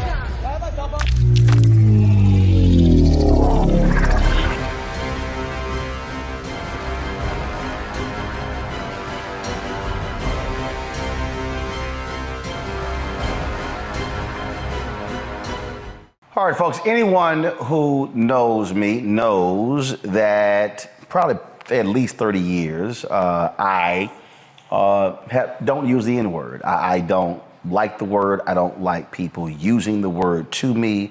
I don't like people using it on my timeline. If you do, I will block you in a heartbeat. That's why when that idiot Candace Owens tried to actually accuse me, she's like, the reason I blocked you because you called me an Uncle Tom in the South, and the N-word, I'm like, you're a liar, because I don't even use those terms. I don't allow them to be used even on my show. And so that's why Candace Owens is an absolute liar. And so I've watched with curiosity the response to people in the wake of Adidas and the Gap and CAA and other companies dropping Kanye West as a partner. And I've watched as African Americans have risen, some African Americans have risen to Kanye's defense by saying, he gets canceled, he gets dropped when he makes anti-Semitic comments. Yet why is it that when the same Kanye West made anti-black comments, when he made comments about Harriet Tubman, he made comments about slavery, why is it that people did not rush to drop him then? And I dare say the reason folk did not rush to drop Kanye West then, because black folks, or a significant number of black people, made a number of excuses for Kanye West. That's right. I don't really want to hear, I don't accept when I hear some black folks make this ignorant ass position that, we have reclaimed the N-word, and we've dropped the ER, and we've added the A, and now it's an affirmative word. I took offense with Kendrick Lamar in the Vanity Fair cover story when he said, can we just have this word? I was like, hell no, send it back. And I'm watching folk right now defend Kanye. Well, Kanye didn't lie. Jews do run the music industry. Jews do run media.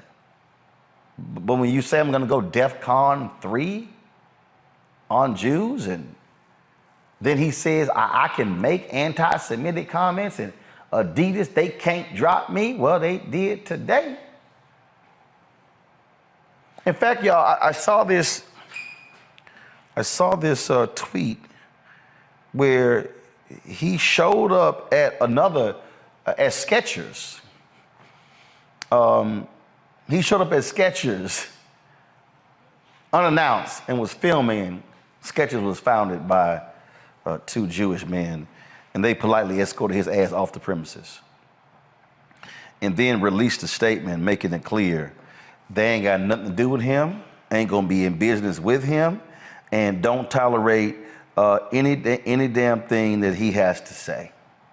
That's what they said today. Also, the Holocaust Museum offered Kanye West a private tour, talked to him about the Holocaust. He turned them down and said that Planned Parenthood was his Holocaust museum. That's what he said. But the reason I am talking about this, because I told y'all I don't give a damn about the ignorant ass Kanye West. But the reason I am talking about this here is because I believe it is time for us to really begin to have a real substantive conversation in Black America. This is a time where we have to call a family meeting. Because I think one of the fundamental problems that we have is that we as African Americans, there is this knee-jerk reaction to somehow protect one of ours when white folks are attacking one of ours, as opposed to saying, no, his ass got to go. Kanye West has said insidious, damaging, and shameful things about Black people, and a lot of us were fine with it. I was personally offended when individuals who I know, folk who work in politics and who are in business, who they throw up the fist and they holler Black Lives Matter and all of that. I was grossly offended when I saw on their timelines when they were buying tickets and going to the Mercedes-Benz Stadium in Atlanta when he was previewing his unfinished album. Some 70,000 folks were in there watching that spectacle in there. Then, of course, you had when he was in Soldier Field, y'all was Soldier Field as well, and he was same thing and brought out Marilyn Manson and others, and folks were defending that. And then I remember when Jason Lee, who has since resigned in working with Kanye. When they had that, remember they had that black dinner? Did y'all remember that? When he assembled all these black folks and they were all around this table, and they were at this dinner party, and they were talking. Go to the video. This is the video right here, y'all. They were all assembled, and he was talking, and all of these black creators. This is 7 months ago. All of these African Americans in entertainment and in Hollywood, and they were all there, and you see folks around the table you recognize, and they shot the video. So this big elaborate dinner, and he was talking about working with African Americans and controlling them there. All of the anti-black stuff he was saying then. Oh, but he's the genius. Oh, but he's special. Oh, but he's a free thinker, and he's an independent mind, and all of that. What I'm trying to say, folk, is there comes a time when black folk need to stop protecting folk who hate us. Yes, we know he has mental illness. Yes, we know what's going on here, but that simply is not a cover or an excuse for what this man continues to say and do. And I dare say one of the issues, folks, why was R. Kelly able to keep doing what he was doing? Because there were too many black folks who were interested in Step in the Name of Love. There were too many black folks who were saying, oh yeah, but I know, but I love Robert's music. And the love of R. Kelly's music provided him cover to still being booked on a Tom Joyner family reunion cruise, to be booked at other black events, to be booked for concerts, for other artists to keep collaborating with him. Yet young black girls were being raped, sexually assaulted, peed on. This man was a predator, yet there were black folks who were still, yeah, but I love me some Robert. I love me some Kanye.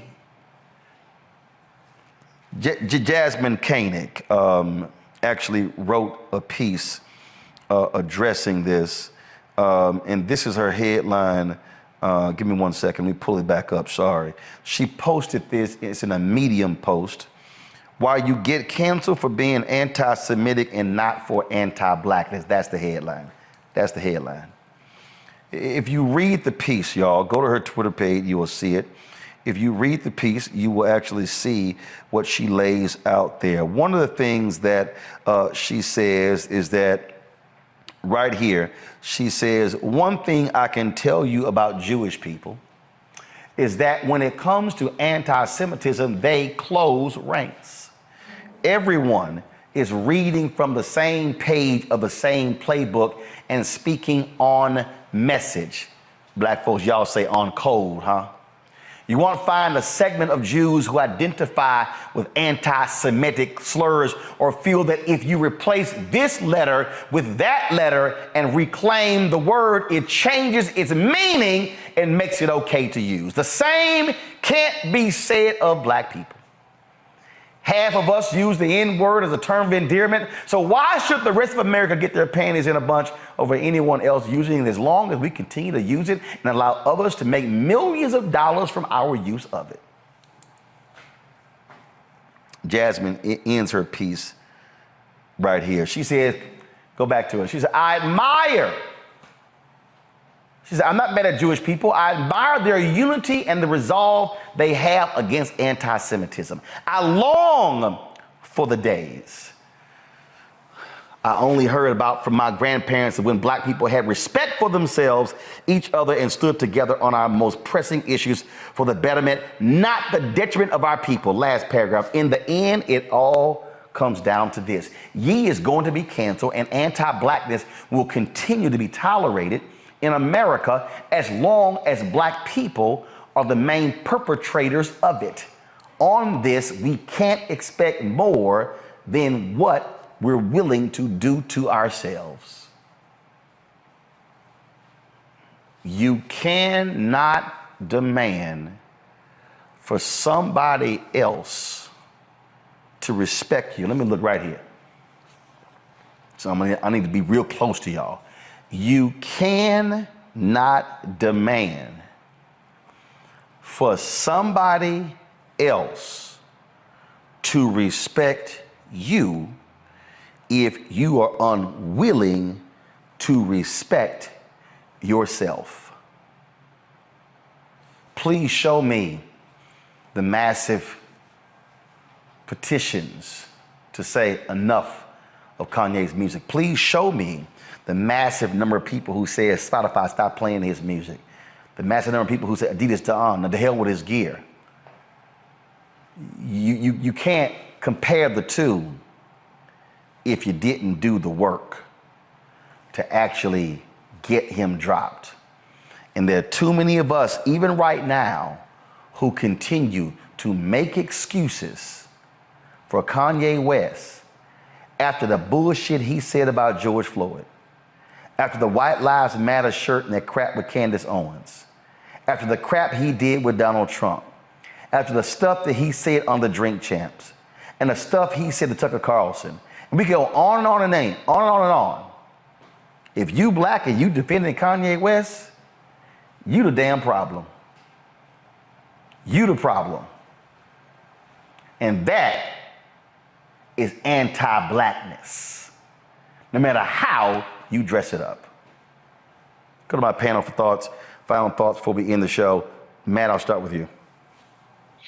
I actually disagree to an extent, Roland. And I disagree insofar as I hate when we have this conversation as though black people are the only people who do this. I think this is an issue of celebrity, number one. I think two things can be true at the same time. I'm not at all supporting what Kanye said. I'm not giving him a pass. I think the brother has done way too many things in the public space that have been problematic. However, this is more a symptom of anti-blackness being something that is considerably more pervasive and more the original sin of America than anti-Semitism. And there have definitely been a lot of instances of anti-Semitism. I don't mean to trivialize it in any way, but we see instances of anti-blackness all the time on a grand scale that have nothing to do with Kanye.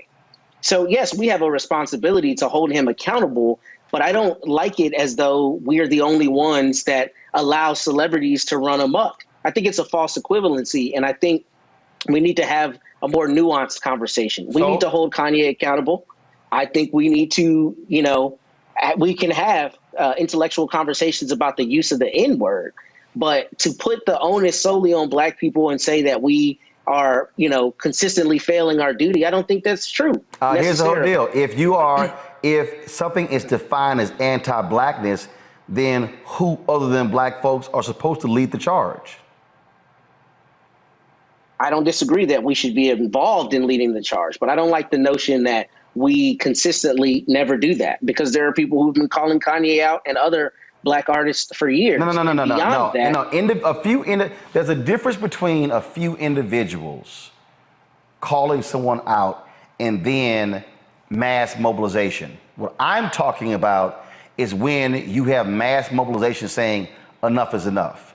What I'm arguing is that too many of us are making excuses. The reason R. Kelly continued to do what he did is because a whole bunch of us turned a blind eye because we loved his music. I mean, the record is sitting in front of us, and that's literally, black DJs, was still rolling with them. What I'm arguing is no one is going to protect us first other than us. I just think too often we give our folks a pass because we like their music or they cool or this ain't really no big deal. And frankly, it's wrong to go, well, why he getting canceled because anti-Semitic when he was making anti-black? But what did we do to mobilize against his anti-blackness? That's my point. I get it. And I think two things can be true at the same time. I mean, Mel Gibson's still making movies, right? Mel Gibson's still making movies, and he's said anti-Semitic things and had a number of things that have been problematic. And we're not, as a matter of course, saying that white people are dropping the ball for not calling him out. I mean, I just think it's a little bit of a false equivalency. And we should. We should. And we I think it's a little bit of a false equivalency. And I think sometimes we are a little caustic in how we talk about it. I don't think you're wrong. I think we should hold him to task. But I think we should also look at the larger phenomenon that this is celebrity. And what an average person might get as a consequence for doing something, an average person doesn't get the benefit of being a genius and being a transformative artist and all of these things. And I think that's a bigger symptom of celebrity and celebrity idolatry than it is black people solely dropping the ball. That's my opinion. Joe? We hate, can I say, first of all, I agree with both of you, but we hate technicalities, right? In court, when you're explaining something simple, at the dinner table to the fam or at the barbecue, somebody got arrested, but they got off on a technicality. We're upset when they get off for a technicality because on the merits, they really should have been had, right? But here we are talking about this whole Ye situation. Now listen, Ye is about Ye. He ain't about Kim. He ain't about us. He's not about anybody else. But we would use the technicality of this cancellation argument to validate him when he's already invalidated himself. And that's kind of the issue that I see is that, Ye undid himself as it pertains to us a long time ago. And to the point that was made, a lot of people have been speaking out against him. A lot of people have been speaking out against Kanye. But I would also say against R. Kelly. But what I would add is that I'm with your point, Roland, particularly as we talk about when we go back, what we've gone through as a people, the fact that we were written in the Constitution as 3/5 of a person, and the Constitution wasn't really written for us. And we're trying to make a square peg fit in a round hole anyway. Okay, that means we have further to come. And so to speak with one voice on this is why it's that much more important. We shouldn't have to the point that's made. There should be room for nuance, et cetera, but there's so much going up against us. It makes our discipline in the N-word issue. We're real good at taking lemons and making lemonade. But you got to put sugar in lemonade to make it sweet. And sugar can damage your teeth. It can damage other things. And in this situation, when we use it to sweeten the fact of the matter that this brother has invalidated himself a long time ago, if you want to have that discussion about what the Jewish brothers and sisters do versus what we do and cancellation here or there, this is not the way and the time to do it because you're standing on a shaky foundation with Ye. And that's the problem I have. Robert? I think this kind of folds into the conversation we've been having on a macro level about reparations in the African-American community. I'm going to square the circle, just give me a second. Because what we see with our Jewish brothers and sisters, starting with the Zionist movement in the late 19th century, was a international unanimous consensus that they should have their own homeland. They should have repairs done for the damage done to them by the European empires, just culminated in 1947 with the founding of the State of Israel. And because of this international unanimity that they were able to achieve, we see this rolling down until today, where they made it very clear that it was almost like Section 5 of the NATO Charter. An attack against one of us is an attack against all of us. And that's what was called out by Rahm Emanuel's brother, when he said we want everyone to divest in Kanye West after he made the statements. And I've never seen a rapper's bank account be seized. Literally, Chase Bank said, come get your money, we don't want it. His agency being dropping him as an artist. His shoe line being taken away. Do you know why? Because they make sure that whatever levers of power they have, they will ensure that an attack against one is an attack against all. The reason I said this plays into the reparations argument is because often in the African-American community, we spend more time separate, fighting against each other, letting people talk about us in any kind of way, letting people treat us in any kind of way, not controlling industry, not controlling our sectors of power, letting other people influence those things. And that's why it's very difficult to make the same progress that we see in other communities. But we should have canceled people like Kanye and other folks long ago. And if you look at the music that is out there that we object to, let's remember that the one thing to come out of this is the fact that they could stop all this music about drugs and killing and abuse in black communities and everything else tomorrow if they want to. They could do the same treatment they did to Kanye to any rapper that talks about killing black people, but they won't, because we don't make them do so, because we do not have that unanimous agreement that our community is to be respected, our community is to be treated a certain way. And until we get there, this will simply be another case of us seeing what other people do, but not taking the right lessons out of it. I don't know Kanye. Kanye doesn't give a damn about me, and I'm not particularly interested in what goes on with him. But what I do think we need to do is understand that our community, if we want to make the same progress we see in other communities, we have to start looking at those lessons they have created and adapting them and creating a bridge going forward so that we can get to where we want to be instead of simply talking about what other people are at. I cannot ask someone to respect me if I don't have self-respect. Simply cannot happen. And so what I'm arguing, what I'm saying very simple, is that if people are going to go, oh, this is unfair, that this is happening to him, and it didn't happen when he made anti-black comments, then I will ask the people making those comments, what were you saying? How were you organizing and mobilizing? What were you doing? But just thinking it's going to happen, nothing happens just because. There actually is a cause and effect. There's a response to things when these things happen. And what I'm saying is, we must be willing to stand up and call out one of our own who says or does something about us, and then not wait for that person to say something about somebody else and then go, oh, now it's okay to criticize them. It's as simple as that. And so I think the lesson here is for people, I was debating some folks today and they were like, now Adidas dropping him, he made Adidas relevant. I'm like, you haven't even looked at the market share of Adidas outside the United States.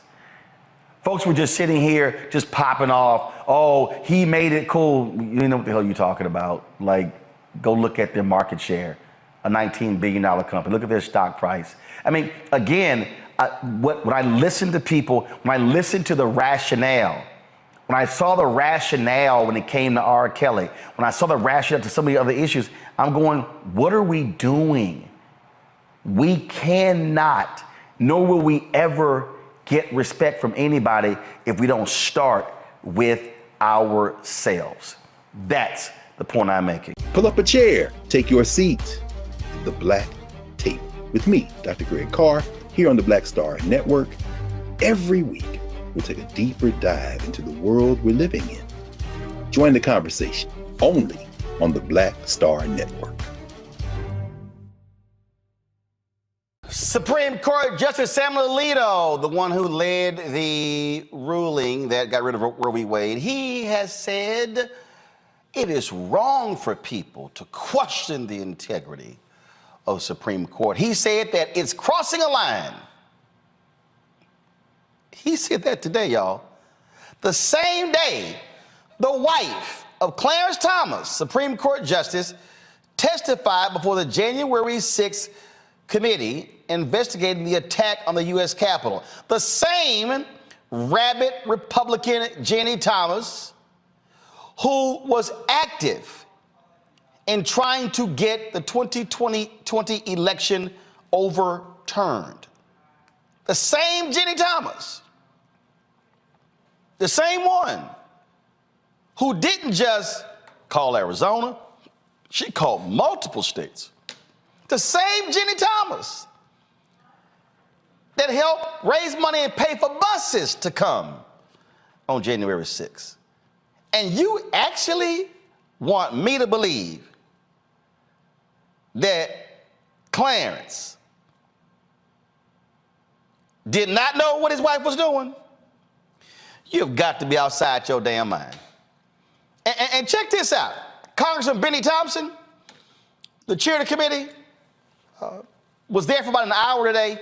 He said her trifling ass sat before the committee and said she still believes the election was stolen. And Alito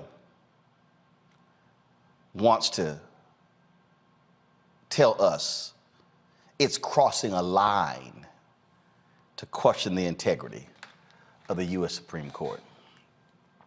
Thomas was interviewed for more than 4 hours, interspersed with brief breaks.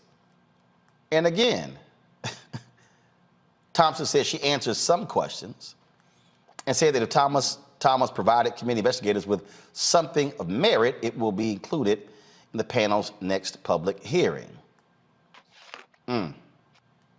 Really? Here's a statement her attorney, Mark Paoletta, made after she appeared before the committee. Earlier today, Ginni Thompson participated in a voluntary interview with the J6 committee. She was happy to cooperate with the committee to clear up the misconceptions about her activities surrounding the 2020 elections. She answered all of the committee's questions. As she has said from the outset, Mrs. Thomas had significant concerns about fraud and irregularities in the 2020 election, and as she told the committee, her minimal and mainstream activity focused on ensuring the reports of fraud and irregularities were investigated. Beyond that, she played no role in any events after the 2020 election results. As she wrote in a text to Mark Meadows at the time, she also condemned the violence on January 6th, as she abhors violence on any side of the aisle. There we go with the any side. Yeah. Thomas became of interest after the publication of text messages she exchanged with Trump's former White House Chief of Staff, Mark Meadows, and state lawmakers about overturning the election. Thomas and Meadows exchanged 29 text messages. In those messages, she urged him to fight for Trump and those seeking to overturn the 2020 presidential election. Thomas also contacted Arizona and Wisconsin state lawmakers to overturn Biden's victory.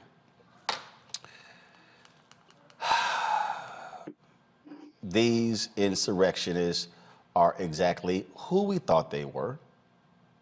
And I keep telling y'all, they're not done. They want to put people in office who are going to continue the BS that they are involved in. I just keep trying to explain that to people. I understand why people don't believe that, but I can guarantee you these thugs are not going away. They're going to continue to create as much mayhem as possible against the American people. Join me right now, Dr. Greg Carr, Department of Afro-American Studies, Howard University. Dr. Nyambe Carter, Associate Professor, University of Associate Professor at Howard. Also, Jason Carter. Jason Nichols, Senior Lecturer, African American Studies Department, University of Maryland, College Park. Sorry, Doc. So you left Howard. Where are you now? I did. I'm at University of Maryland. Got it. All right. Well, I see. They didn't tell me that. So when I saw Maryland, I was like, hold up, Jason there. I didn't realize both of y'all were at Maryland. So glad to have you both.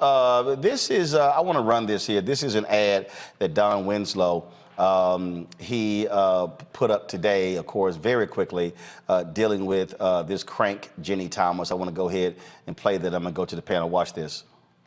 When your husband is a Supreme Court judge, you get a lot of special privileges. I can do whatever I want, and no one can stop me. People are saying I broke federal and state laws, but when you're Clarence Thomas's wife, it just doesn't matter. They can't touch me. I tried to overthrow the government, and all I got is this silly little interview. No one is above the law. You will never see me testify under oath and on television. It's nice to have family friends like Liz Cheney. Thanks, Liz. Now, Nyambe, the reason Don took a shot at Liz Cheney there because she was very much involved in not wanting Ginni Thomas to come before this committee. For all of her anti-Trump stuff, she was quite protective of this MAGA Republican. Absolutely. So thank you for having me, Roland. It's good to see my colleagues. Look, Ginni Thomas is in a rare position. She has supporters and protectors on all sides, not limited to her husband, also the very powerful Liz Cheney. And that's why we need to be careful about giving these Republicans, slaps on the back for doing the bare minimum, which is their job. I mean, at the end of the day, Liz Cheney is a conservative Republican. And while she might have thought January 6th went too far, she's not above covering and caping for someone like Ginni Thomas, which many have done for quite some time. I mean, she has been quite clear about her beliefs and has even put her money in the same place, yet she has really escaped scrutiny for many months. And it's pretty much been the case that she was given a red carpet to show up. And I'm sure there's nothing that's going to really come of this where Ginni Thomas is concerned. I mean, she's just going to sit there and pretend that she was just, a concerned citizen and not an actual provocateur. And that's exactly what she is. It really does crack me up when I listen to these people Jason, and they acted. No, I was just, no, I was just doing my American duty. I just sent a few text messages, a few emails. I don't really see what the big deal is. The interesting thing about Ginni Thomas, I first of all, I don't buy any of that she believes the election was stolen. I'm not saying she's a genius, but she's clear that this election was free and fair. The problem is, I think she recognizes, as we all do, that the January 6th committee and their objective is to show that Trump and others knew this was a fair election and were trying to overturn it anyway.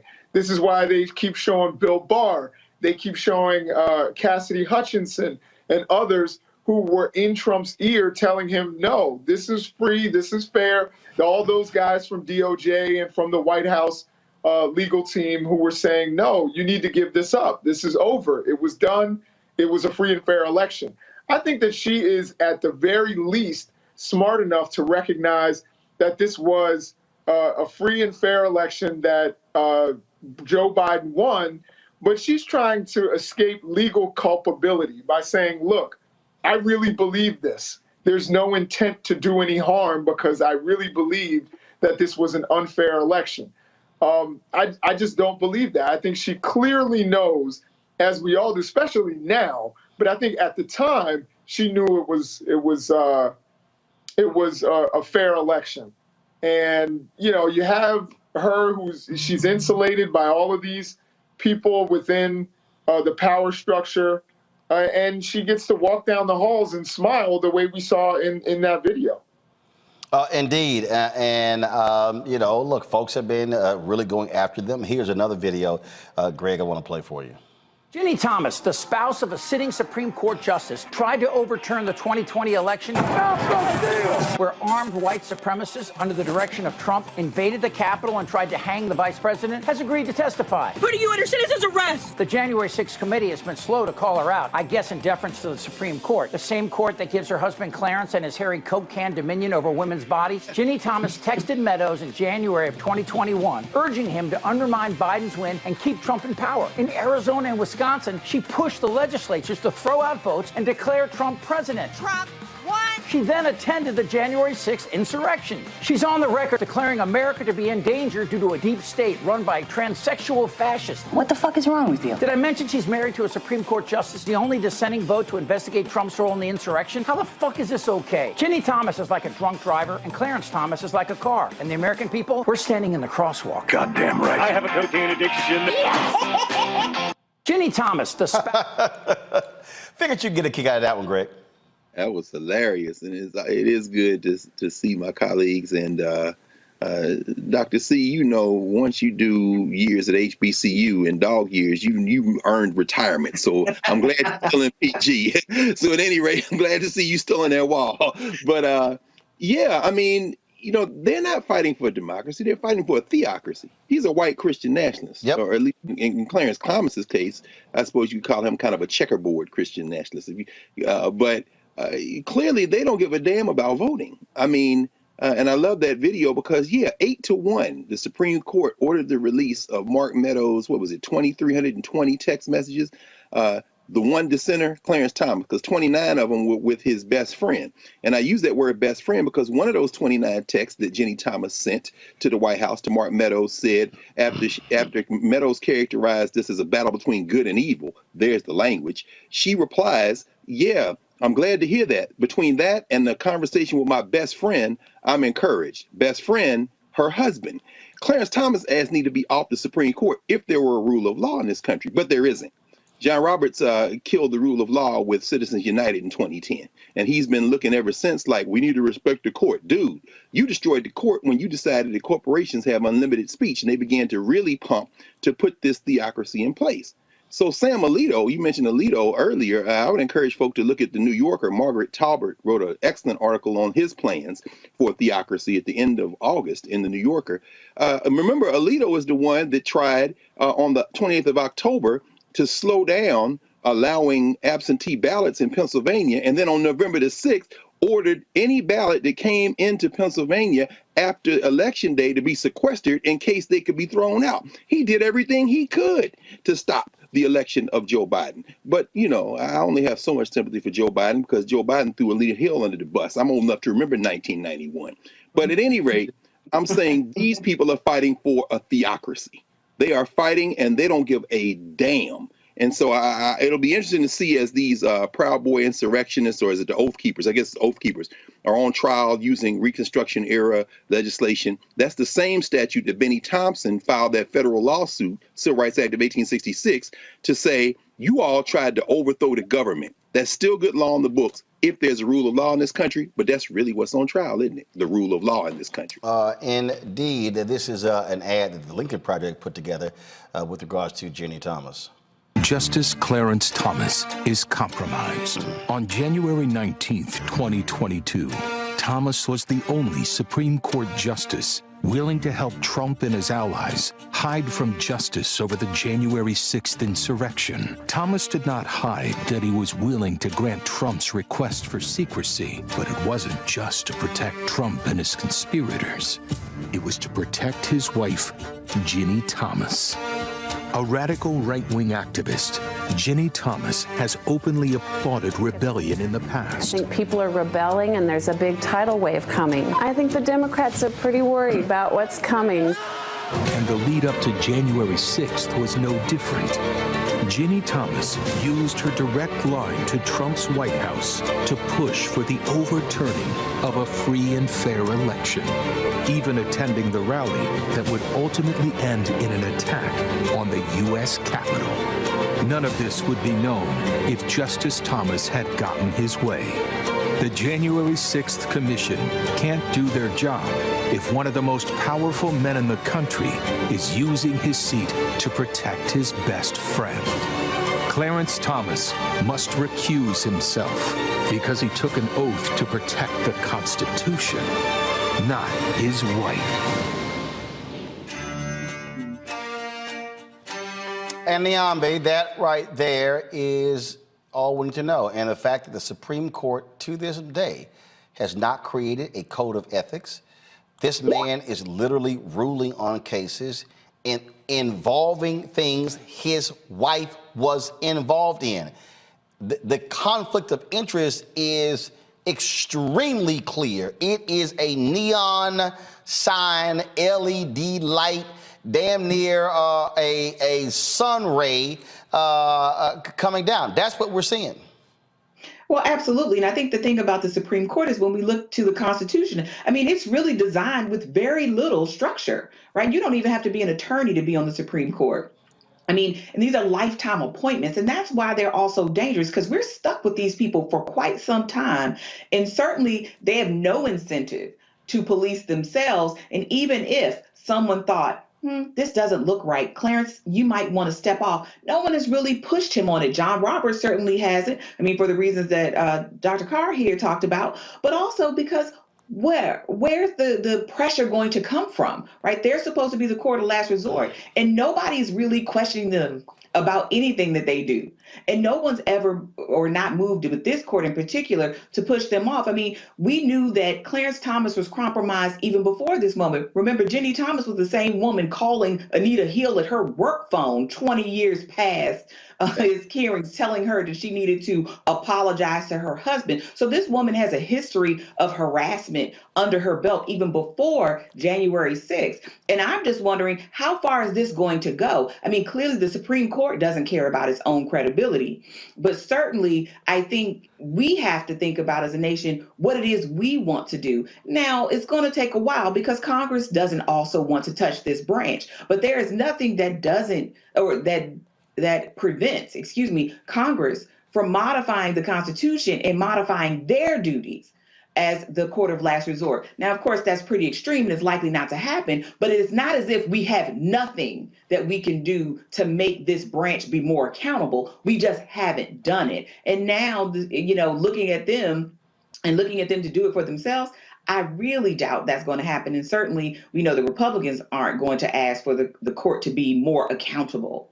And it started, I guess, as an idea that the court should be above the fray politically. But certainly they have put themselves into politics, and we should probably treat them more like politicians rather than lifetime officials. Well, absolutely. And I fundamentally am against a Supreme Court justice having a lifetime appointment. I'm just against that. I mean, hey, fine, if you want to say 20-year terms, but Jesus, lifetime? Nobody can be good at everything for all their life. Like, are you serious? Again, Jason, and Biden doesn't want to go hard. It's not like, I mean, whatever that BS commission he had, whatever the recommendations, whatever. Yeah, no, it's disappointing because Republicans are always willing to play hardball to the point where they were willing to literally storm the Capitol. Now, I don't think we should go to that extreme, but one of the things, there are many things on the table, of course, pushing Puerto Rico to become a state, potentially, if they don't want to be independent, which I'm probably more leaning towards independence. But if they want to be a state, bring Puerto Rico in and the District of Columbia. Maybe even, and these are some radical ideas, but breaking up California so that you get more senators in the Senate. Of course, court expansion in terms of the Supreme Court. You can expand the court. The court has had fewer members than 9 and more members than 9 several times throughout our history. And these were ideas that were being discussed with Joe Biden, and Joe Biden would kind of flirt with them. But once he got into his office, he didn't want to touch them. And my thing is, Joe, you're already unpopular. Like, go for it. Go balls to the wall. Like, go out and start taking some bold action to secure the future of the nation. And it doesn't seem like he's willing to consider any of that. This is what we know, and I said this on ABC to Chris Christie's face, and I keep telling people this, Greg. The Republicans do not care about norms. They're not worried about, what will people think? They are about power, cementing control. And I just keep saying to all these people out here who are talking about just sitting here behind on the sidelines, understand they are coming after you. You can sit here and, I don't like this dim or this person. I'm telling you, what these folk have in store, if y'all thought the last Supreme Court term was crazy, revoke Roe v. Wade,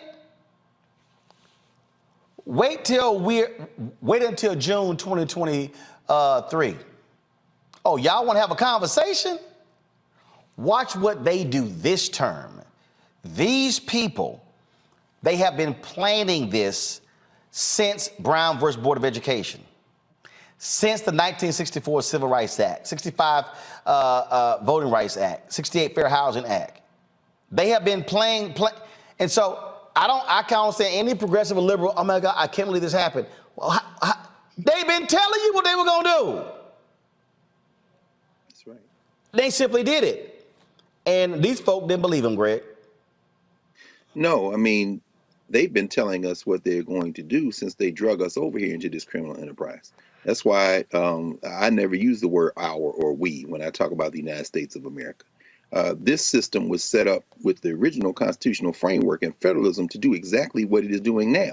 Now, sure, Washington and Madison and the rest of them, well, in addition to not ever being able to imagine that Lizzo was going to play his flute, James Madison never would have imagined, and that a black woman would give her permission to do it. Shout out to this Librarian of Congress. I just love that. But at any rate, James Madison never imagined that this criminal enterprise would take up from the Pacific to the Atlantic. But he set up a system so that even as it did, white minority rule is literally poured into the structure.